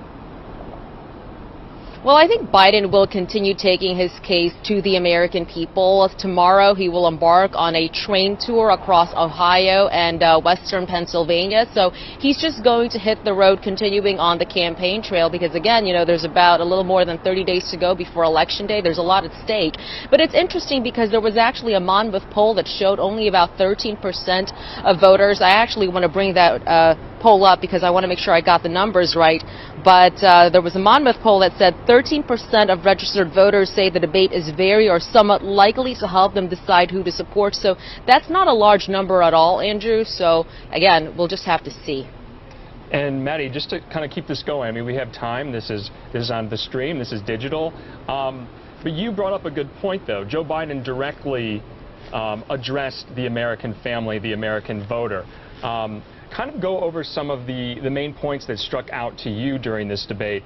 There were so many topics that were bouncing back and forth. A lot of it was jumbled and jarbled, but coronavirus, the economy, law and order. What struck out to you, just having covered him for the last year and a half, that you haven't really heard before or that really struck you? Biden stuck to a lot of the themes that he's repeated throughout the campaign trail. He obviously hit Trump on the coronavirus and the economy, and those are some of the attack lines that Biden said he was going to employ heading into the debate. And, you know, again, some of the things that I think what really struck out to me, again, was sort of like how harsh Biden was towards his opponent, obviously Donald Trump. He said, and it's hard to actually it was hard to figure out what exactly he said, but it was either unprecedented or unpresidential when it comes to the debates.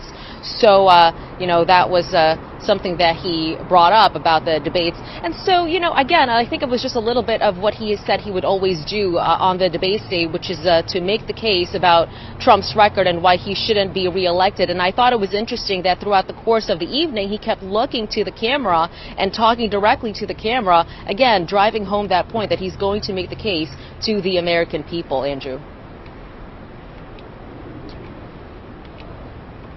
Maddie Rivera, live in Cleveland, Ohio, with post-debate analysis and reporting. Thank you so much. We'll have you on again. Thanks, Andrew.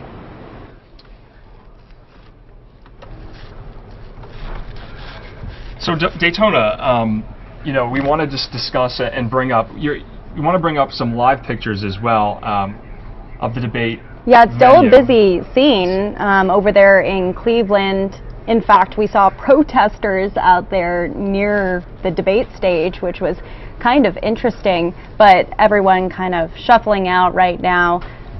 Lots of energy that was there today, so taking a step back, everyone, I think, taking a breather.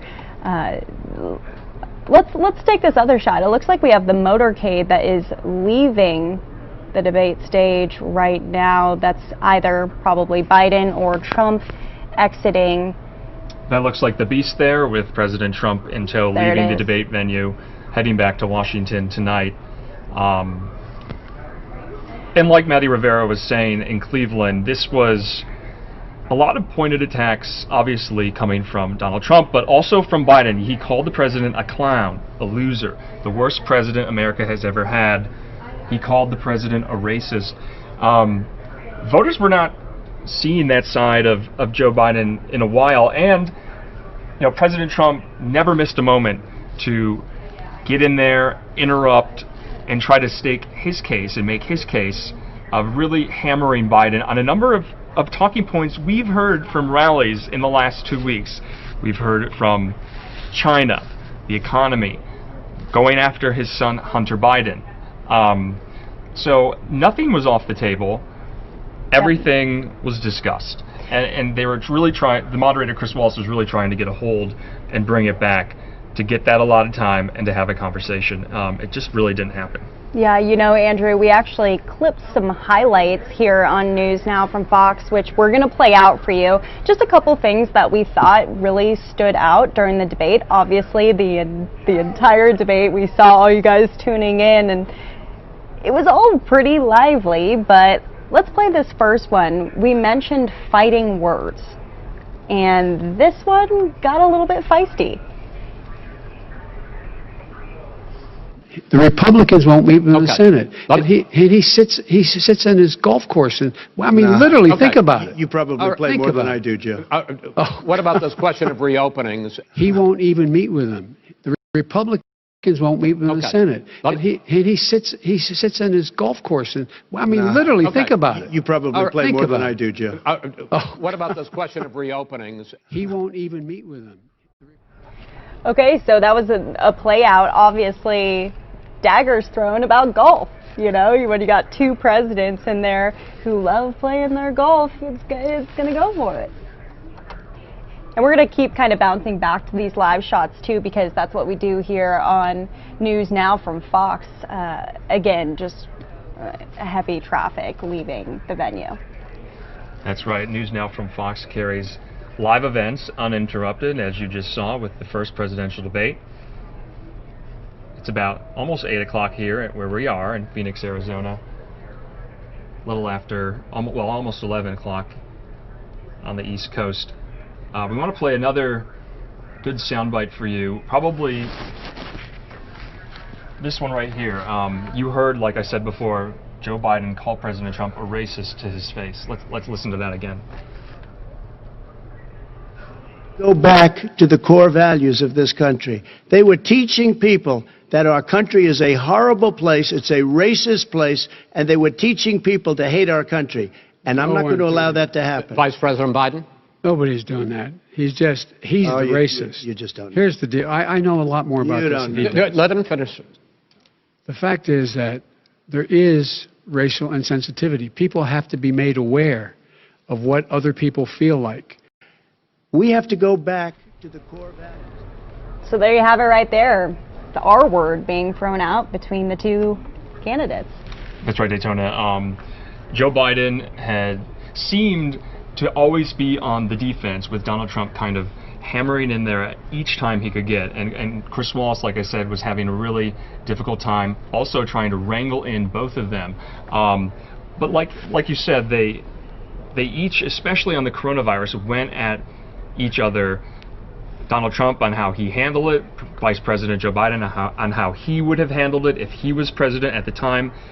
Joe Biden going after the fact that the president didn't act fast enough, told the American public not to panic. But President Trump also hammering Joe Biden on during the Obama administration's response to the H1N1 swine flu epidemic. And so the coronavirus was a mainstay of this debate. It was mentioned many times.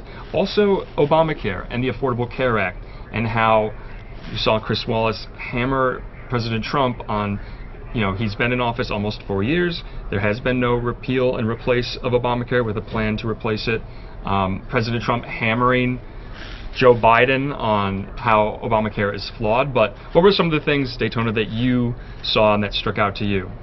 I mean, honestly, the personal attacks really just stuck out to me. Just getting a handle on the conversation. There was a few times where I feel like Biden kind of reined it back in. You saw him get emotional when his family was brought up. Like a reporter down in the field was saying, it's a big stage up there, and I think they both were really excited to be up there and go back and forth again. We were talking before. I think this is the first time that they were in the same room since I can remember. Right, possibly, back in the inauguration in 2016, they were on the dais in front of the Capitol probably together. But this was the first time face to face, speaking to each other. And in the beginning, it was a little awkward. You saw Joe Biden kind of go like this and gesture to the president. But back to the issues at hand, President Trump and Joe Biden were at each other's throats. Yeah. I mean, I think that's a good way to characterize it. And Chris Wallace, like he said, was trying to be kind of a passive facilitator, not a fact checker in real time. There were many moments, you'll remember President Trump and Chris Wallace were going back and forth, and Chris Wallace said, hey, if you want to be in the moderator seat, come down here. And so that is an interesting topic. Like, what role does the moderator play? Are they on the same level as the two candidates that are up there? Because they're just as much a part of the conversation as everyone else. And one of the really good clips that I think that we had that kind of presents Chris trying to step in there and hone it back in was about the tax question. With the New York Times, we knew that question was going to be coming up about whether President Trump has evaded federal taxes. And so I want to play that out for you right now. Let's take a look at that. Dollars in taxes, millions of dollars of income tax.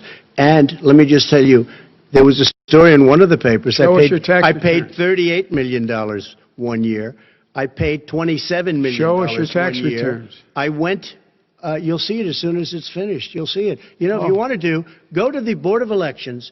There's a 118-page or so report that says everything I have, every bank I have, I'm totally under-leveraged because the assets are extremely good. And I built a great company. I'm asking you a specific question, which is... let me tell you. I understand all of that. I understand all of that. No, Mr. President. Go ahead. I'm asking you a question. Will you tell us how much you paid in federal income taxes in 2016 and 2017? Millions of dollars. Paid millions of dollars. Millions of dollars. Yeah, there you have it.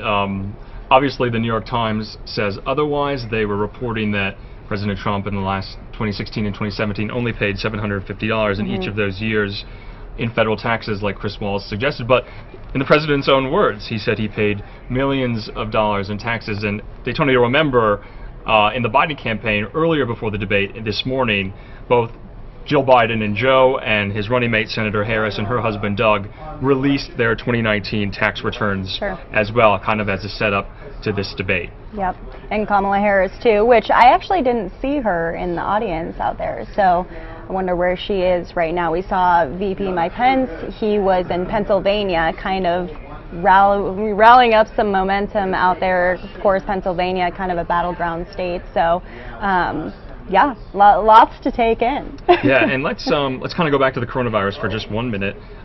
You saw President Trump take out his mask, his presidential mask that he says he wears when he has to. He made fun of Joe Biden. He ridiculed Joe Biden for wearing his mask at events where he, in his words, may be 200 feet away from people, and said he wears this big mask. So President Trump was calling into question the effectiveness of masks. Donald Trump was saying, Joe Biden was saying the opposite, the complete opposite. Yeah, actually we have a clip about the coronavirus as well, so let's play that one out for you guys. And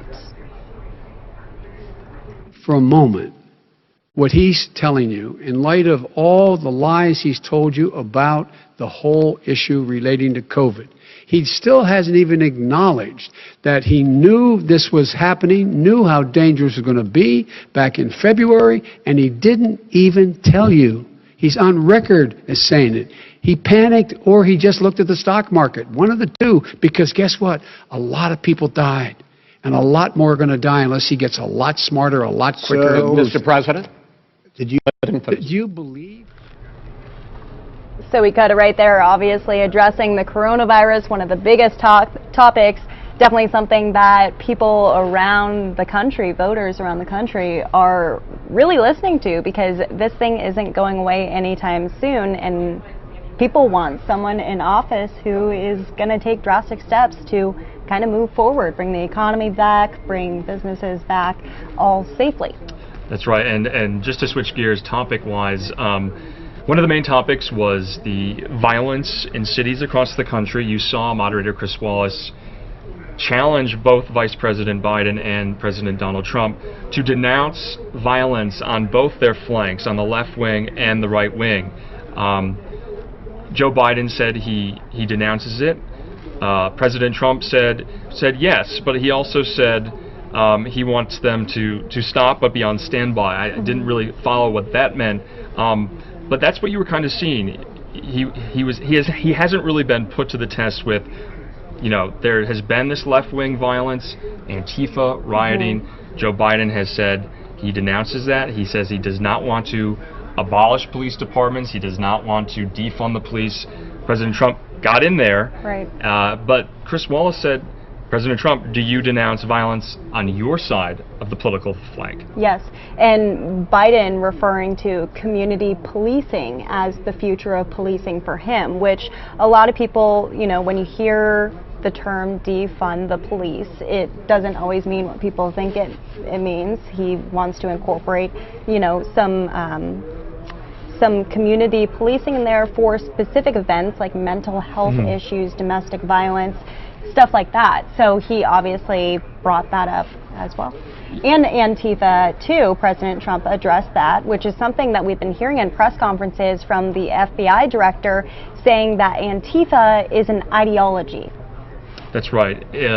Christopher Wray, the FBI director, came out and said, white supremacy as a domestic terrorist threat is one of the major domestic terrorist threats the country faces.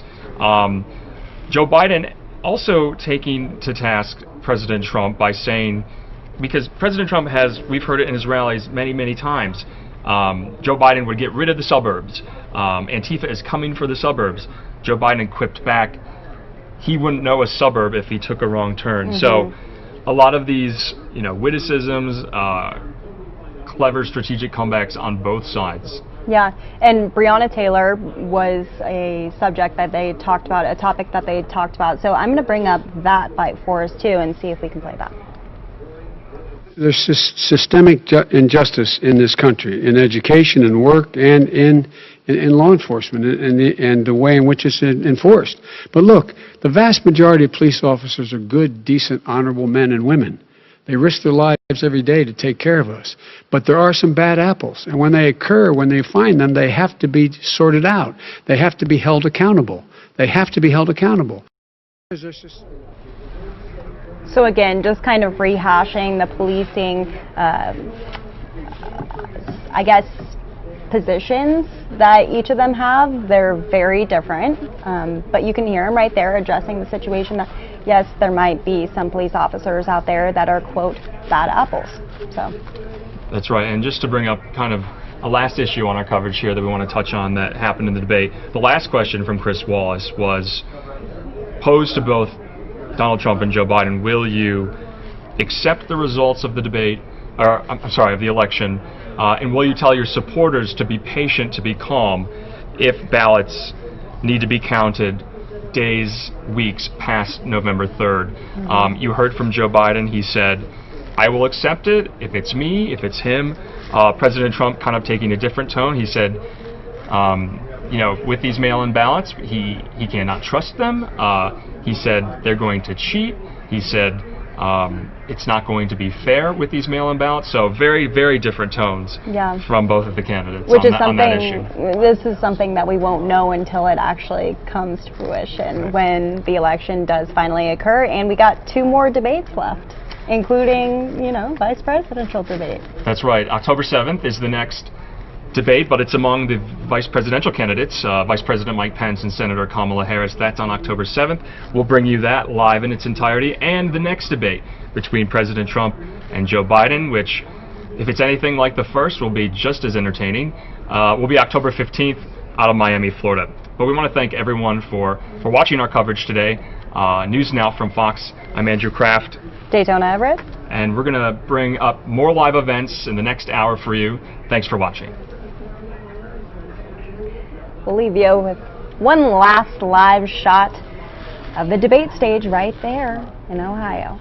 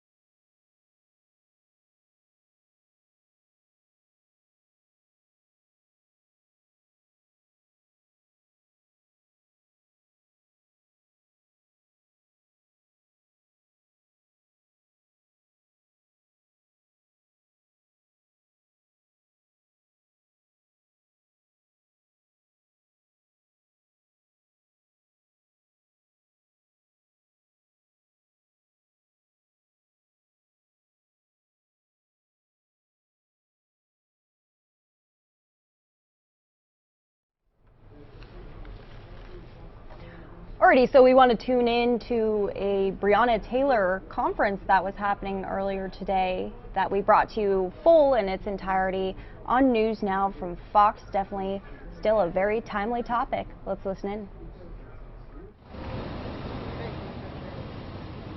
Thank you, sister.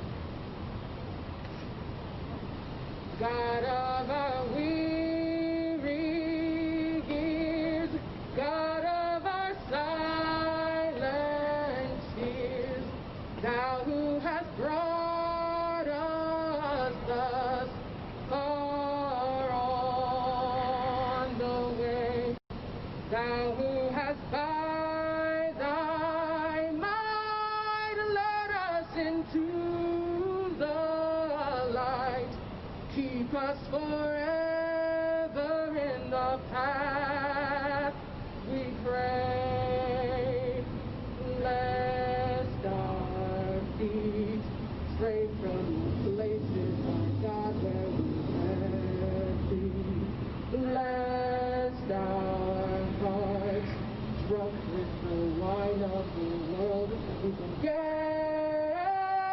thee, shadow beneath thy hand, may we forever stand, true to our God, true to our native land. We are here, God, because of and with our ancestors, the ones who have come before us.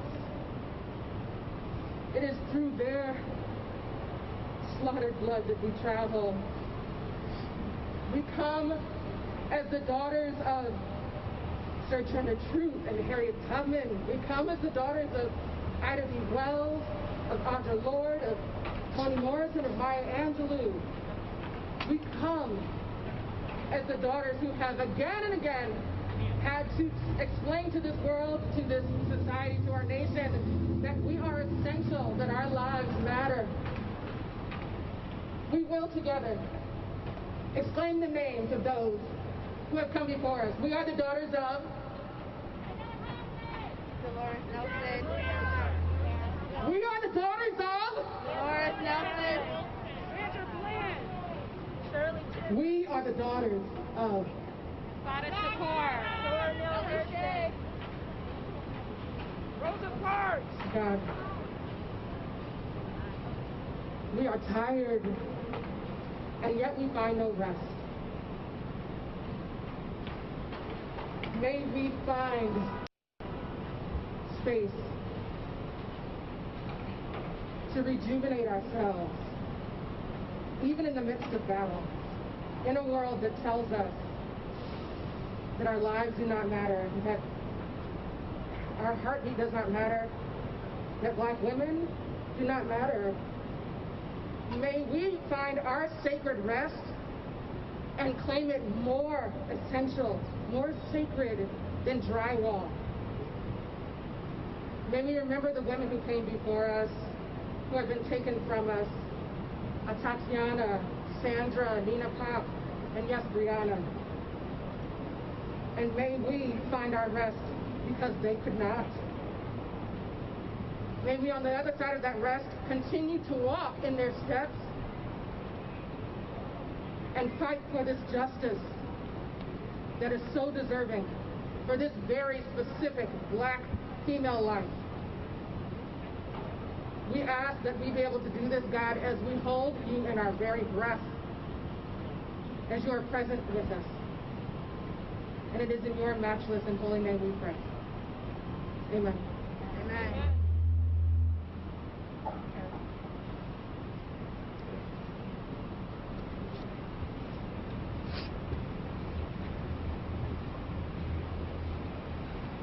Brianna was sleeping. Brianna was sleeping. Brianna was sleeping. Brianna was sleeping. Brianna was sleeping. Brianna was sleeping. We need to keep saying that, because she went to bed expecting to wake up and live a full life, as she should have. Our next phenomenal Black woman speaker is Natasha Williams. Natasha Williams is the founder of the New York City Black Women's Political Club, co-founder of Southeast Queens Fight COVID, and was one of the national organizers of the Women's March on Washington. Natasha, where you at? Oh, there you go. Hello everybody, how are y'all doing in the rain? Alright, but we're here for Brianna. So again, my name is Natasha Williams. I did write some stuff in my phone because I said I have some stuff to say and I didn't want to forget it. So I am the president and founder of the New York City Black Women's Political Club, an organization really designed to build political power for Black women in New York City. And I don't know about y'all, but I am super tired. I think Black women are tired. I'm super excited to stand here in solidarity with my friends at Justice League. Having spent almost a month in Kentucky, I can tell you that after 100 days of protests demanding justice for Breonna Taylor, and after the grand jury's decision on Wednesday to not bring charges related to her death against the police officers involved, is a travesty. And we must do all that we can to ensure there is justice for Breonna, but not just that. So here in New York City, there are tons of things we can do. We can pass Breonna's law. I don't know if you all saw this and discussed this. There is also the Breathe Act. We need to enact legislation to strip police officers of their... No music. No music. You know we millennials. No justice, no peace. No justice, no peace. No justice, no peace. No justice, no peace. So all the rest that I'm gonna say is that it's super important, and Reverend Kaji said it before.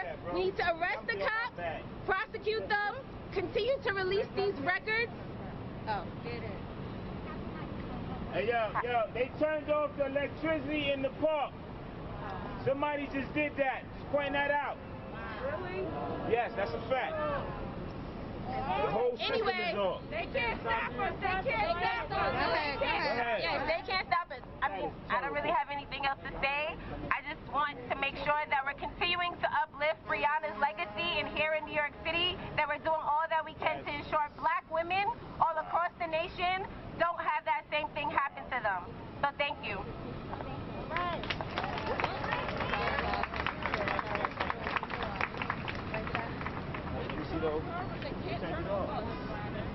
Do call back if y'all need to. Get it off. You see all the lights, yo, that is historical. It's still in history every day. Test. Yeah, I don't know how to say it. Hello? Oh, they turned the power off. This one just goes. Testing, test. You can cage the songbird, but you cannot cage the song. You can cage the songbird, but you cannot cage the song. That has always resonated with me as an artist. Here, the Gathering for Justice was founded by the Mr. Harry Belafonte. You can cage the songbird, but you cannot cage the song. So turning off the electricity does not turn off the message. It does not silence the voice of black women. You cannot silence the voice of black women. You cannot murder black women in March, bring no justice in September, turn our mics off in September, and expect black women to save you at the polls. You cannot do that.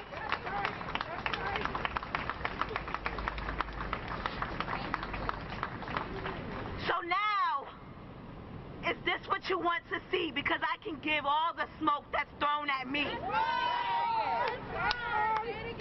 Because what you don't understand about the two of us that are co-hosting this event, we traveled this country together, Nia and I, fighting for black lives.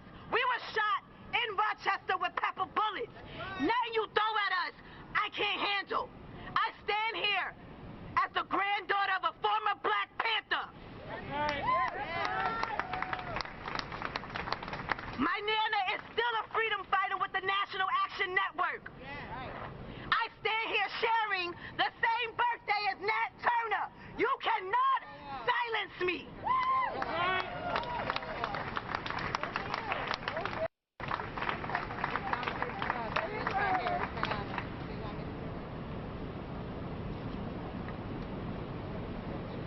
Let's be clear. Y'all are going to hear what black women have to say today. The silencing is over. I would like to introduce our next speaker, Breonna Baker. Breonna Baker is the founder and executive director of Justice for Black Girls. She is also a magna cum laude graduate of Spelman College and Teachers College at Columbia University. Shout out to black women. Breonna considers her greatest achievement establishing her Freedom Fighters Youth Program and her volunteership at Rikers Island, where she taught a course on women's empowerment and liberation. They knew it had to be me because liberation is my favorite word. Period. Let's have it for Breonna Baker.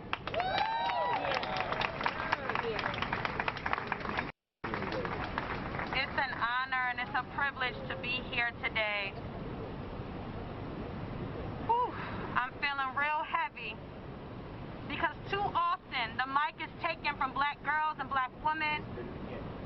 figuratively and now literally.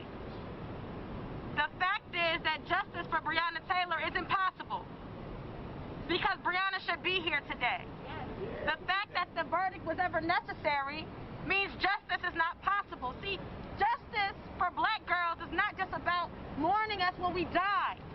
It's about celebrating us when we live. Justice for black girl is about black girl joy. It's about black girl healing. We are victory. Black women are victory. Black women are liberation. Love us as much as you love that we become black women who save democracy. Love us as much as we love ourselves. Stop criminalizing black girls. Stop adultifying black girls. Stop asking black girls to prove that we are worthy. You know how exhausting it is to argue our humanity over and over again? Stop asking black girls anything and show up for black girls. The information is readily available. The resources are readily available. The books are readily available. Immerse yourself in the work that centers black girls. Do the work. Black women are doing our work. Black women are tired of cleaning up messes we didn't create. Black women are tired, sick and tired of being sick and tired. Justice for Breonna Taylor. Thank you all for being here.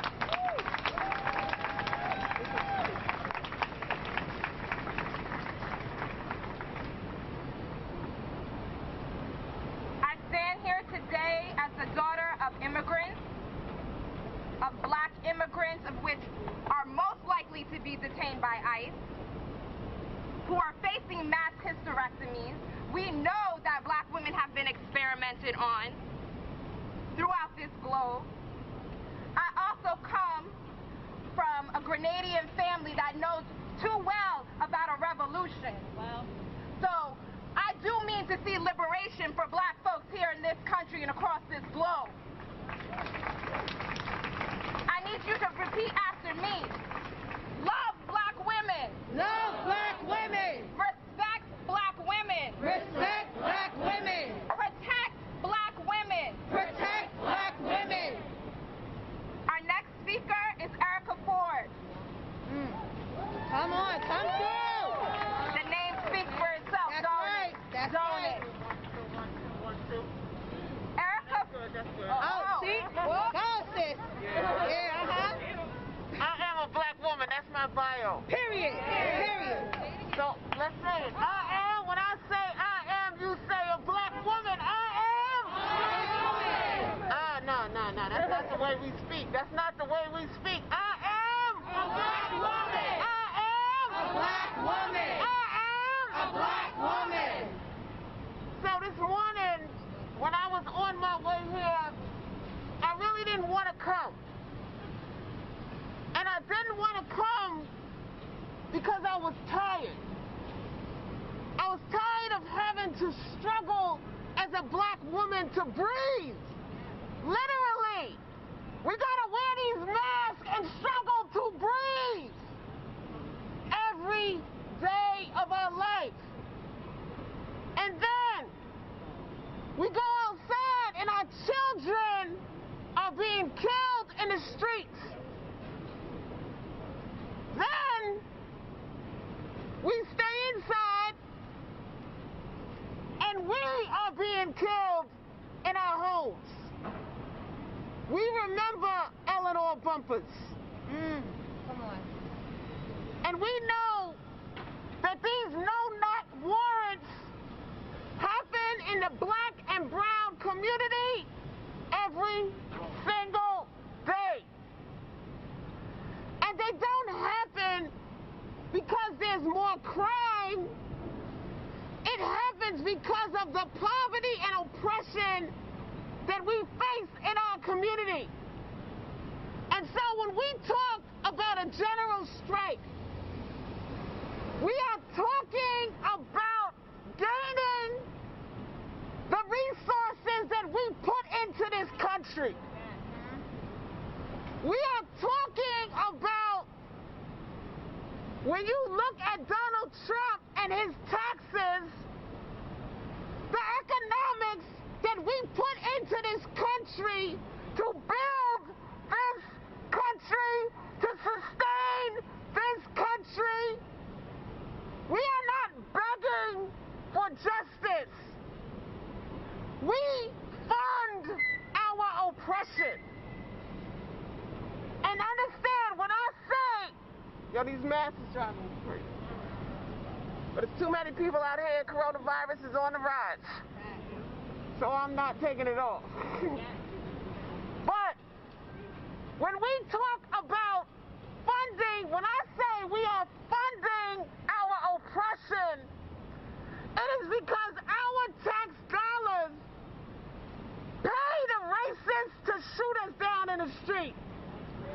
It pays these judges and these prosecutors to sit blindly and not serve justice to our people. And so, in every instance, when you are paying something and it doesn't work for you, you gotta stop paying it.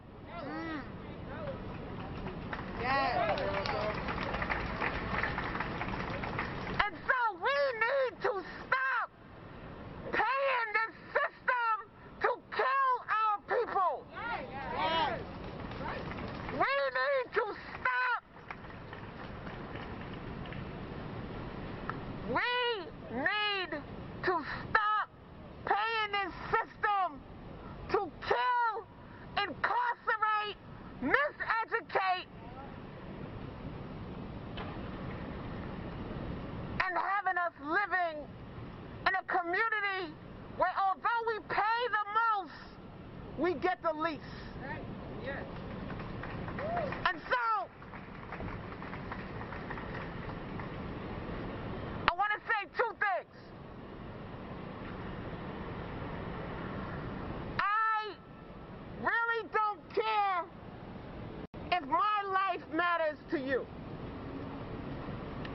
And so I'm not going to be satisfied, and none of us should be satisfied with these Black Lives Matter paintings in the street. Come on. With the taking down of statues. We need economic and justice in our life. It is not about how much they can give you a check on Sunday and kill your mother on Monday. I want us to understand that this war that we are in right now is different than any time before. And we gotta understand that it's not just about, I'm good, sis, thank you, hashtagging and surfing on social media.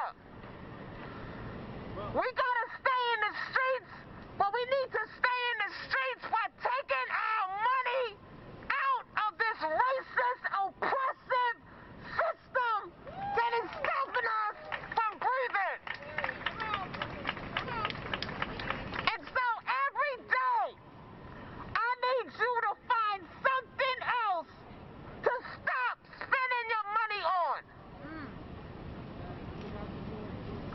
Everyday Black women who spend the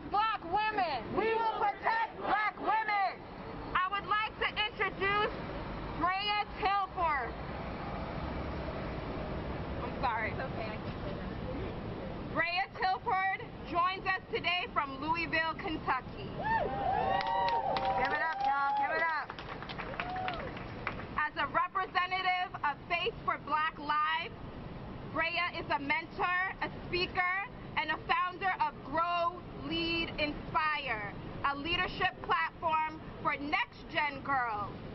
She was crowned Miss Kentucky USA 2018.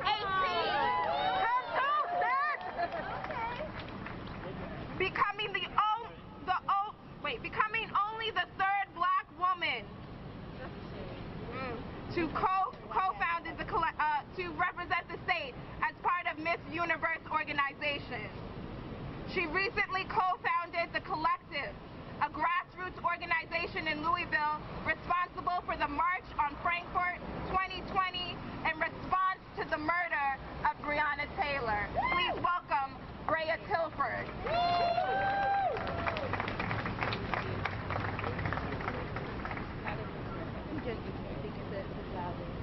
Hi, I'm Brea Tilford, and I do stand before you as a native from Louisville, Kentucky, where unfortunately Breonna Taylor was murdered by LMPD. And I am saddened, heartbroken, frustrated by the death of Breonna Taylor. Because as a black woman from Louisville, Kentucky, Breonna Taylor could have been me. But I am also empowered to be in a space such as this one today, surrounded by black women that are supporting and protecting each other. And so I encourage all of us to continue protecting each other. I encourage us to continue protecting ourselves, protecting our minds, bodies, and spirits. And if that looks like walking out of work for a day, then so it is. Yes.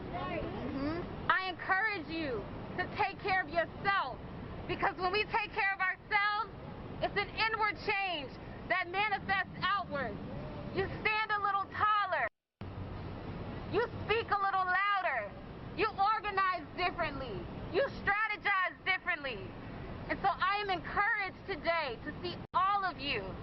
And I hope as we march today, it is a literal representation of us walking into our future of freedom, of justice, a future where we are aligned with everything that God has called over each of our lives individually and collectively. I stand before you as a black woman who is tired, but I will not give up.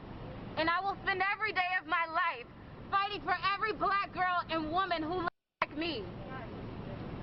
Every black woman who looks like me. Say her name. Breonna Taylor. Say her name. Breonna Taylor. Thank you.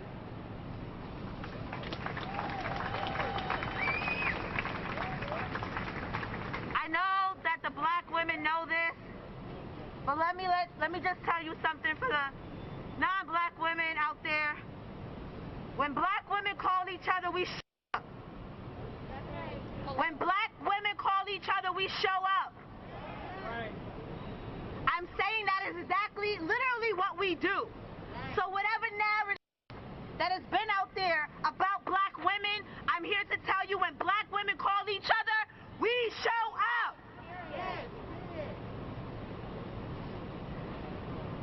Thank you for being here. There you go. Thank you for being here. I know you don't. That's not a thank you that you need, because when we call each other, we show up. When we brought up Erica Ford, you guys seem to know who she is, but I just want to nail something in the head, because a lot of times when we want to be out here saying to protect black women and stop killing black people, you already know what narrative that they push back at us. What about crime in your community? If you don't know who Erica Ford is and who Life Camp is, and if you don't know who GMAC is, don't say shit to me about crime in my community. Address poverty if you want to better my community. I'm from the Bronx. $1,700 to live in the South Bronx when the median income is under 30K. Don't talk to me about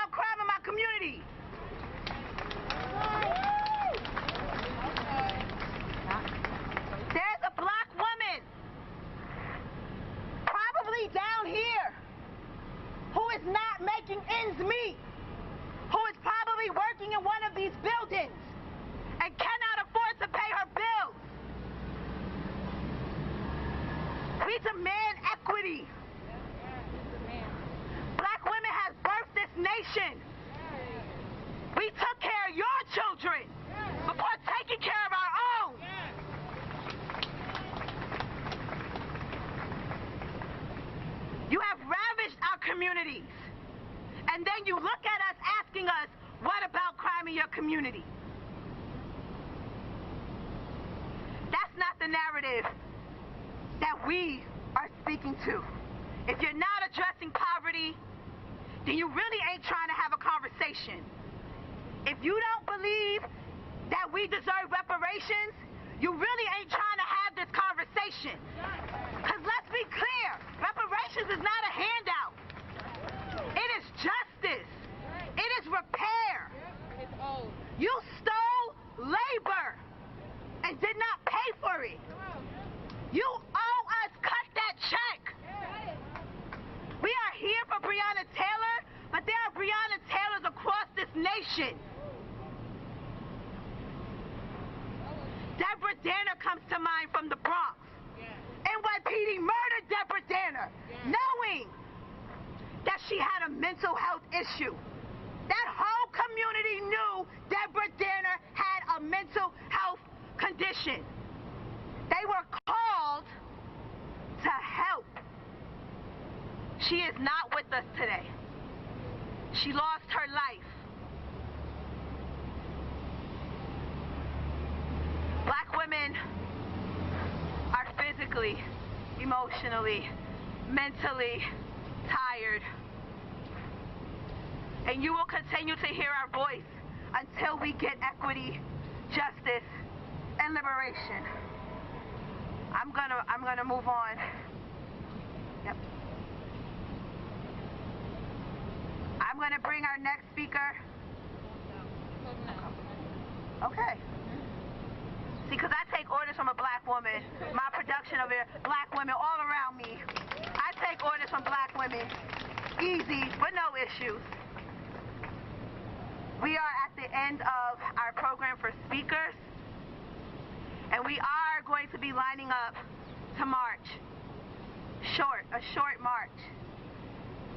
We want you to join us as we march to the stock exchange. It's symbolic while we're down here because this is a strike. And as Erica Ford said, we do have to speak and hit them with our pockets economically. We know that right here, down here, this whole economic system was built on the backs of enslaved Africans. You're watching News Now from Fox. I'm Daytona Ever. We're going to cut into this coverage right now, but we're going to stay in New York. Earlier today, Mayor Bill de Blasio held a press conference concerning COVID-19, one of the big talkers today, especially for New York City. Let's tune in. But let me start with the notion, something we've talked about before, the 7-day rolling average. That means looking at the tests that we're getting back from New Yorkers all over the city. That's what gives us our daily percentage, that positivity number we talk about each day. But now looking at it not just in a daily context, but in the context of a 7-day rolling average. This gives us a more accurate look at the whole picture from the whole city. Obviously, this is particularly crucial with the discussion of what we're going to do going forward with our school system. So based on the 7-day rolling average right now in New York City, our positivity level for coronavirus is 1.38%. 1.38% on that 7-day rolling average, well below threshold. Now, we still obviously have a serious problem, and the problem is primarily in 9 zip codes, and that is affecting the overall daily number as opposed to the 7-day number. The daily number is being very much affected by the challenges we're seeing in those 9 zip codes, and we must address those intensely, and we're going to talk about that. So for the first time in months, you're going to see a daily number over 3%, and obviously everyone is concerned about that. That is something we all have to work on together to address, and something that says to us we have to be on high alert to make sure we fight back this challenge. I know we can do it. I've seen in communities around the city where we started to see upticks, the ability of the community, working with the Test and Trace Corps, Department of Health, the whole city government, to beat back an outbreak. We need to do that again on a bigger scale, and we can. But the fact is, for the first time in quite a while, the daily number is over 3%, and that is cause for real concern.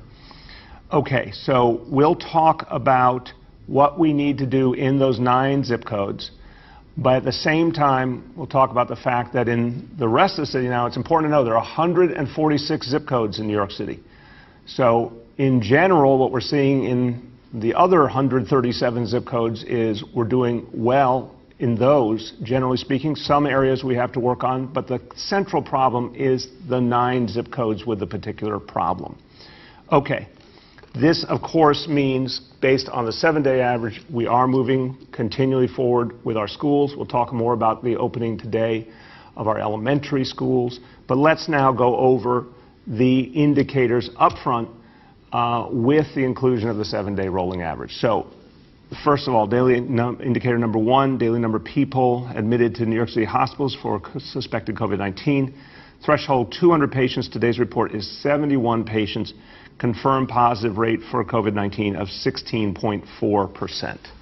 Number 2, new reported cases on a 7-day average threshold is 550 cases. Today's report is 338. And percentage of people who tested positive citywide for COVID-19, threshold 5%. Today's report 3.25%. So again, we have not seen a day like that in quite a while. We don't want to see days like this.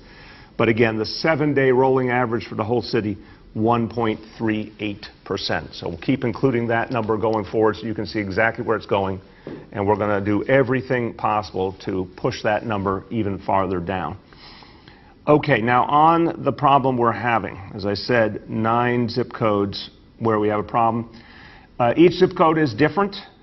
Some we've seen some noticeable progress, but overall, unfortunately, we have not seen enough. In fact, in some zip codes, the numbers have been going up.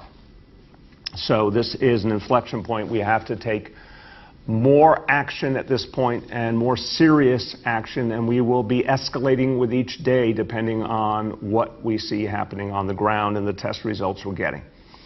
It's crucial to stop the spread of the virus in these 9 zip codes and everywhere in the city. So my first message today is the thing that everyone can do. Go get tested. To everyone in those 9 zip codes, it is crucial we get a true picture of what's going on. We need a lot more people to get tested. We need the whole truth. Typically, as more and more people get tested, we see, of course, a more accurate picture. A lot of times we see the numbers go down when we see more people tested. But we need that for everyone in the city at this point. It is crucial that people not let up on getting tested. If you've never been tested, we need you to go get tested. If you have not been tested for a while, we need you to go get tested. We need a clear picture of what's happening in the city, and the more testing that happens, the clearer picture we get. So we're going to keep telling everyone that message, reminding you it is free, it is fast, it is easy. We're making it easier all the time. We're using the self-swab testing, not the long contraption that goes up your nose, the simpler testing. Thank God. And again, free, fast, locations all over the city. Now, in the specific areas of greatest concern, those 9 zip codes, there'll be a lot more community outreach today, a lot more testing on the ground, testing centers being set up in those communities. You'll see hundreds of test and trace corps members out in the communities, hundreds of additional city agency personnel handing out masks for free, encouraging testing, getting people good information, pushing back against misinformation. And today, 2 additional enforcement measures immediately. One, anyone who is not wearing a face covering will be offered one, will be reminded it is required, and anyone who refuses to wear a face covering will be told that if they don't put one on, they will be fined, and anyone who still refuses will be fined. So that will happen aggressively, clearly. Our goal, of course, is to give everyone a free face mask and get them to wear it. We don't want to fine people. If we have to, we will, and that will be starting on a large scale today. Second, Department of Health has ordered non-public schools and child care centers to close if they don't follow the Commissioner's order on health safeguards. And the Commissioner will speak to that in a moment. So we put out new safeguard measures. We want to work with every non-public school and child care center to get it right so that they can keep going using the right safeguards. But those that are not able to or won't will have to be closed down by the Commissioner. Again, our goal here is to cooperate with the community, and I want to say we just had a very productive Zoom call with a number of key leaders of the community, some of the most prominent leaders of the community.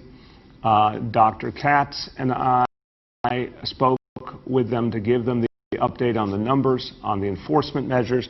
We experienced tremendous cooperation and support that community leaders have been now for days telling members of the community how important it is to wear masks, to abide by social distancing.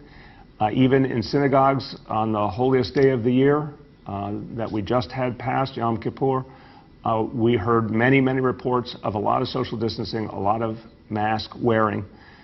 We want to see that amplified today by community leaders and the reminder that everyone should get tested and that we all need to solve this problem together. And we're seeing tremendous support and cooperation from community leaders and institutions. I want to thank them for that, thank them for joining with us a few minutes ago on the call, and we are going to stay in constant contact.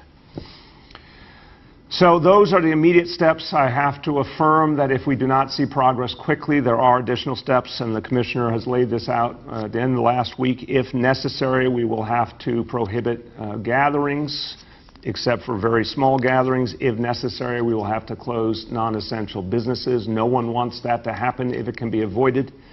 If it does have to happen, we would obviously try and target it as carefully as possible. But it is a situation at this point that's very serious, and we have to have all options on the table. I'm going to turn to Dr. Mitch Katz with a thanks to him. He has been leading this effort, working with community leaders, and I've heard tremendous respect from those community leaders for Dr. Katz and for his compassion, his concern for his community, his understanding of the community, and all the time and energy he's put into working with community organizations and leaders to help get the right message out. So with that, we'll get an update now from Dr. Mitch Katz. Thank you, Mr. Mayor, for all you're doing to keep us safe. You know that South Brooklyn is where I'm from, where my older brother and sister still live, and so I'm very concerned about the infections that have increased in Brooklyn and in Queens. We've fought so hard as New Yorkers. We can't give up the progress that's allowed us to reopen our city. Last weekend and over the weekend, we did extensive engagement in the communities where we're seeing the greatest increases. We spoke to community and religious leaders. We handed out masks. We distributed literature. Over the Jewish high holidays, we made sure that more than 300 synagogues had the masks they need. And as we heard today, Mr. Mayor, people heard that. And multiple leaders reported that in their synagogues, everyone was wearing a mask and that people were keeping their distance. So I know that work has been happening and has been successful. It's all part of the 4 simple steps that every New Yorker can take, the core 4. Stay home if you're sick. Keep physical distance between yourself and others and limit indoor gatherings. Wear a face covering. Practice healthy hand hygiene, and as the mayor said, get tested so we have a full picture. We want to be sure that this message is getting out and reaching those who need to hear it. I'm happy we haven't yet had to take any sweeping actions, but as positivity rates rise, we become more and more concerned that we will have to if we're not able to decrease these infections. Over the weekend, we continued our education efforts that we started last week. We're going to keep building on them. We're going to increase testing sites and testing capacity, augmenting engagement and adding more people on the ground. We have moved 11 mobile testing sites into these cluster areas. We're tripling capacity at 2 health department COVID Express testing sites. The Crown Heights and Fort Greene locations will now be able to test a lot more people per day. Tomorrow, we're going to add new rapid testing capacity at community provider offices in Orthodox communities. We're also adding rapid testing capacity at 3 of our health and hospital locations, 1 in Queens and 2 in Brooklyn. 11 community-based organizations have partnered with us to do street-level outreach, mask distribution, and education. We're going to increase this ability to do it in Yiddish, working with additional organizations. As you said, Mr. Mayor, there'll be 350 people on the ground today, including our Test and Trace Corps community engagement specialists. We have 7 sound trucks out across the cluster area, and we're making robocalls to all households in the cluster area. We're using every tool, and we're open to suggestions of other tools if people have ideas on how we decrease infection. We want to increase testing and increase compliance so that we can all stay healthy, so that we never have to have the tragedies that we had in March and April, and that so many of us have been affected by them. Thank you, Mr. Mayor, for all you're doing to keep us safe. Thank you. And Mitch, thank you. Really appreciate the intensive effort that you've been putting into with your team, working with the community. And again, there's been a lot of communication over the last week and more, and the central message has been, let's all work together to solve this, to turn this around. We know we can turn it around, but everyone has to be a part of it. But we also know that there have to be very tough measures ready to go, and that we will use them as quickly as needed. And here to talk about the specific instructions that he has provided to the community, our Health Commissioner, Dr. Dave Choksi. Thank you, Mr. Mayor. And as the Mayor said, we are deeply concerned about the alarming increase in COVID-19 in the zip codes in Brooklyn and in Queens. The Health Department is making every effort to address what's happening in these communities. For weeks, we've worked with community members through providers, organizations, the media, and other partners. We have heard from them, and we value their feedback. As Dr. Katz mentioned, we'll bring even more testing capacity using all of the resources that the entire city has at its disposal. We intend to shore up safety protocols in every corner of these communities as well. As you know, last week I issued a commissioner's order to non-public schools in 6 Brooklyn and 2 Queens zip codes for the safety and the health of non-public school students and staff. We did this swiftly out of concern for what we were seeing. After issuing the order, we heard from community members and educators. Based on their feedback, we amended it so that it would be more appropriate for the context of these local schools while staying consistent with state guidance and, most importantly, safeguarding health. The order requires non-public schools to maintain at least 6 feet of distance between individuals unless it creates a safety hazard, and, based on community feedback, if barriers have been erected between people. To wear face coverings in school buildings at all times, except in cases of medical exemption. To coordinate with the Health Department and the Test and Trace Corps on investigations, namely to identify, isolate, and prevent the spread of COVID-19. And follow the protocols established by the department for opening and closing of classrooms and schools if a student or staff member is confirmed with COVID-19, following all the guidance for exclusions and close contacts. We will continue to update the order if conditions and circumstances compel us to do so. Any school found to be out of compliance will be issued a violation. But I would like to thank community members, leaders, local press, and many others for what they have done to ensure that people have the facts when it comes to COVID-19. This is so important for us all to work together, for every single person, leaders and everyday New Yorkers, to consider yourselves ambassadors for what we all have to take on together. One fact in particular that I would like to point out, which is something that I've said before but wish to say again, there is still no evidence of herd immunity in any community. Finally, the best way everyone can help is to follow the Core 4. Avoid large gatherings, especially indoors, wear a face covering, keep social distance, and stay 6 feet apart. Thank you again, Mr. Mayor. Thank you, Dr. Choksi, and thank you for your leadership. I know you've been engaging the community intensely, you and your whole team, and I thank you for that. And I think those conversations are leading to a lot of support and cooperation at the community level, working with the Health Department's instructions, and that, again, is key to turning this situation around.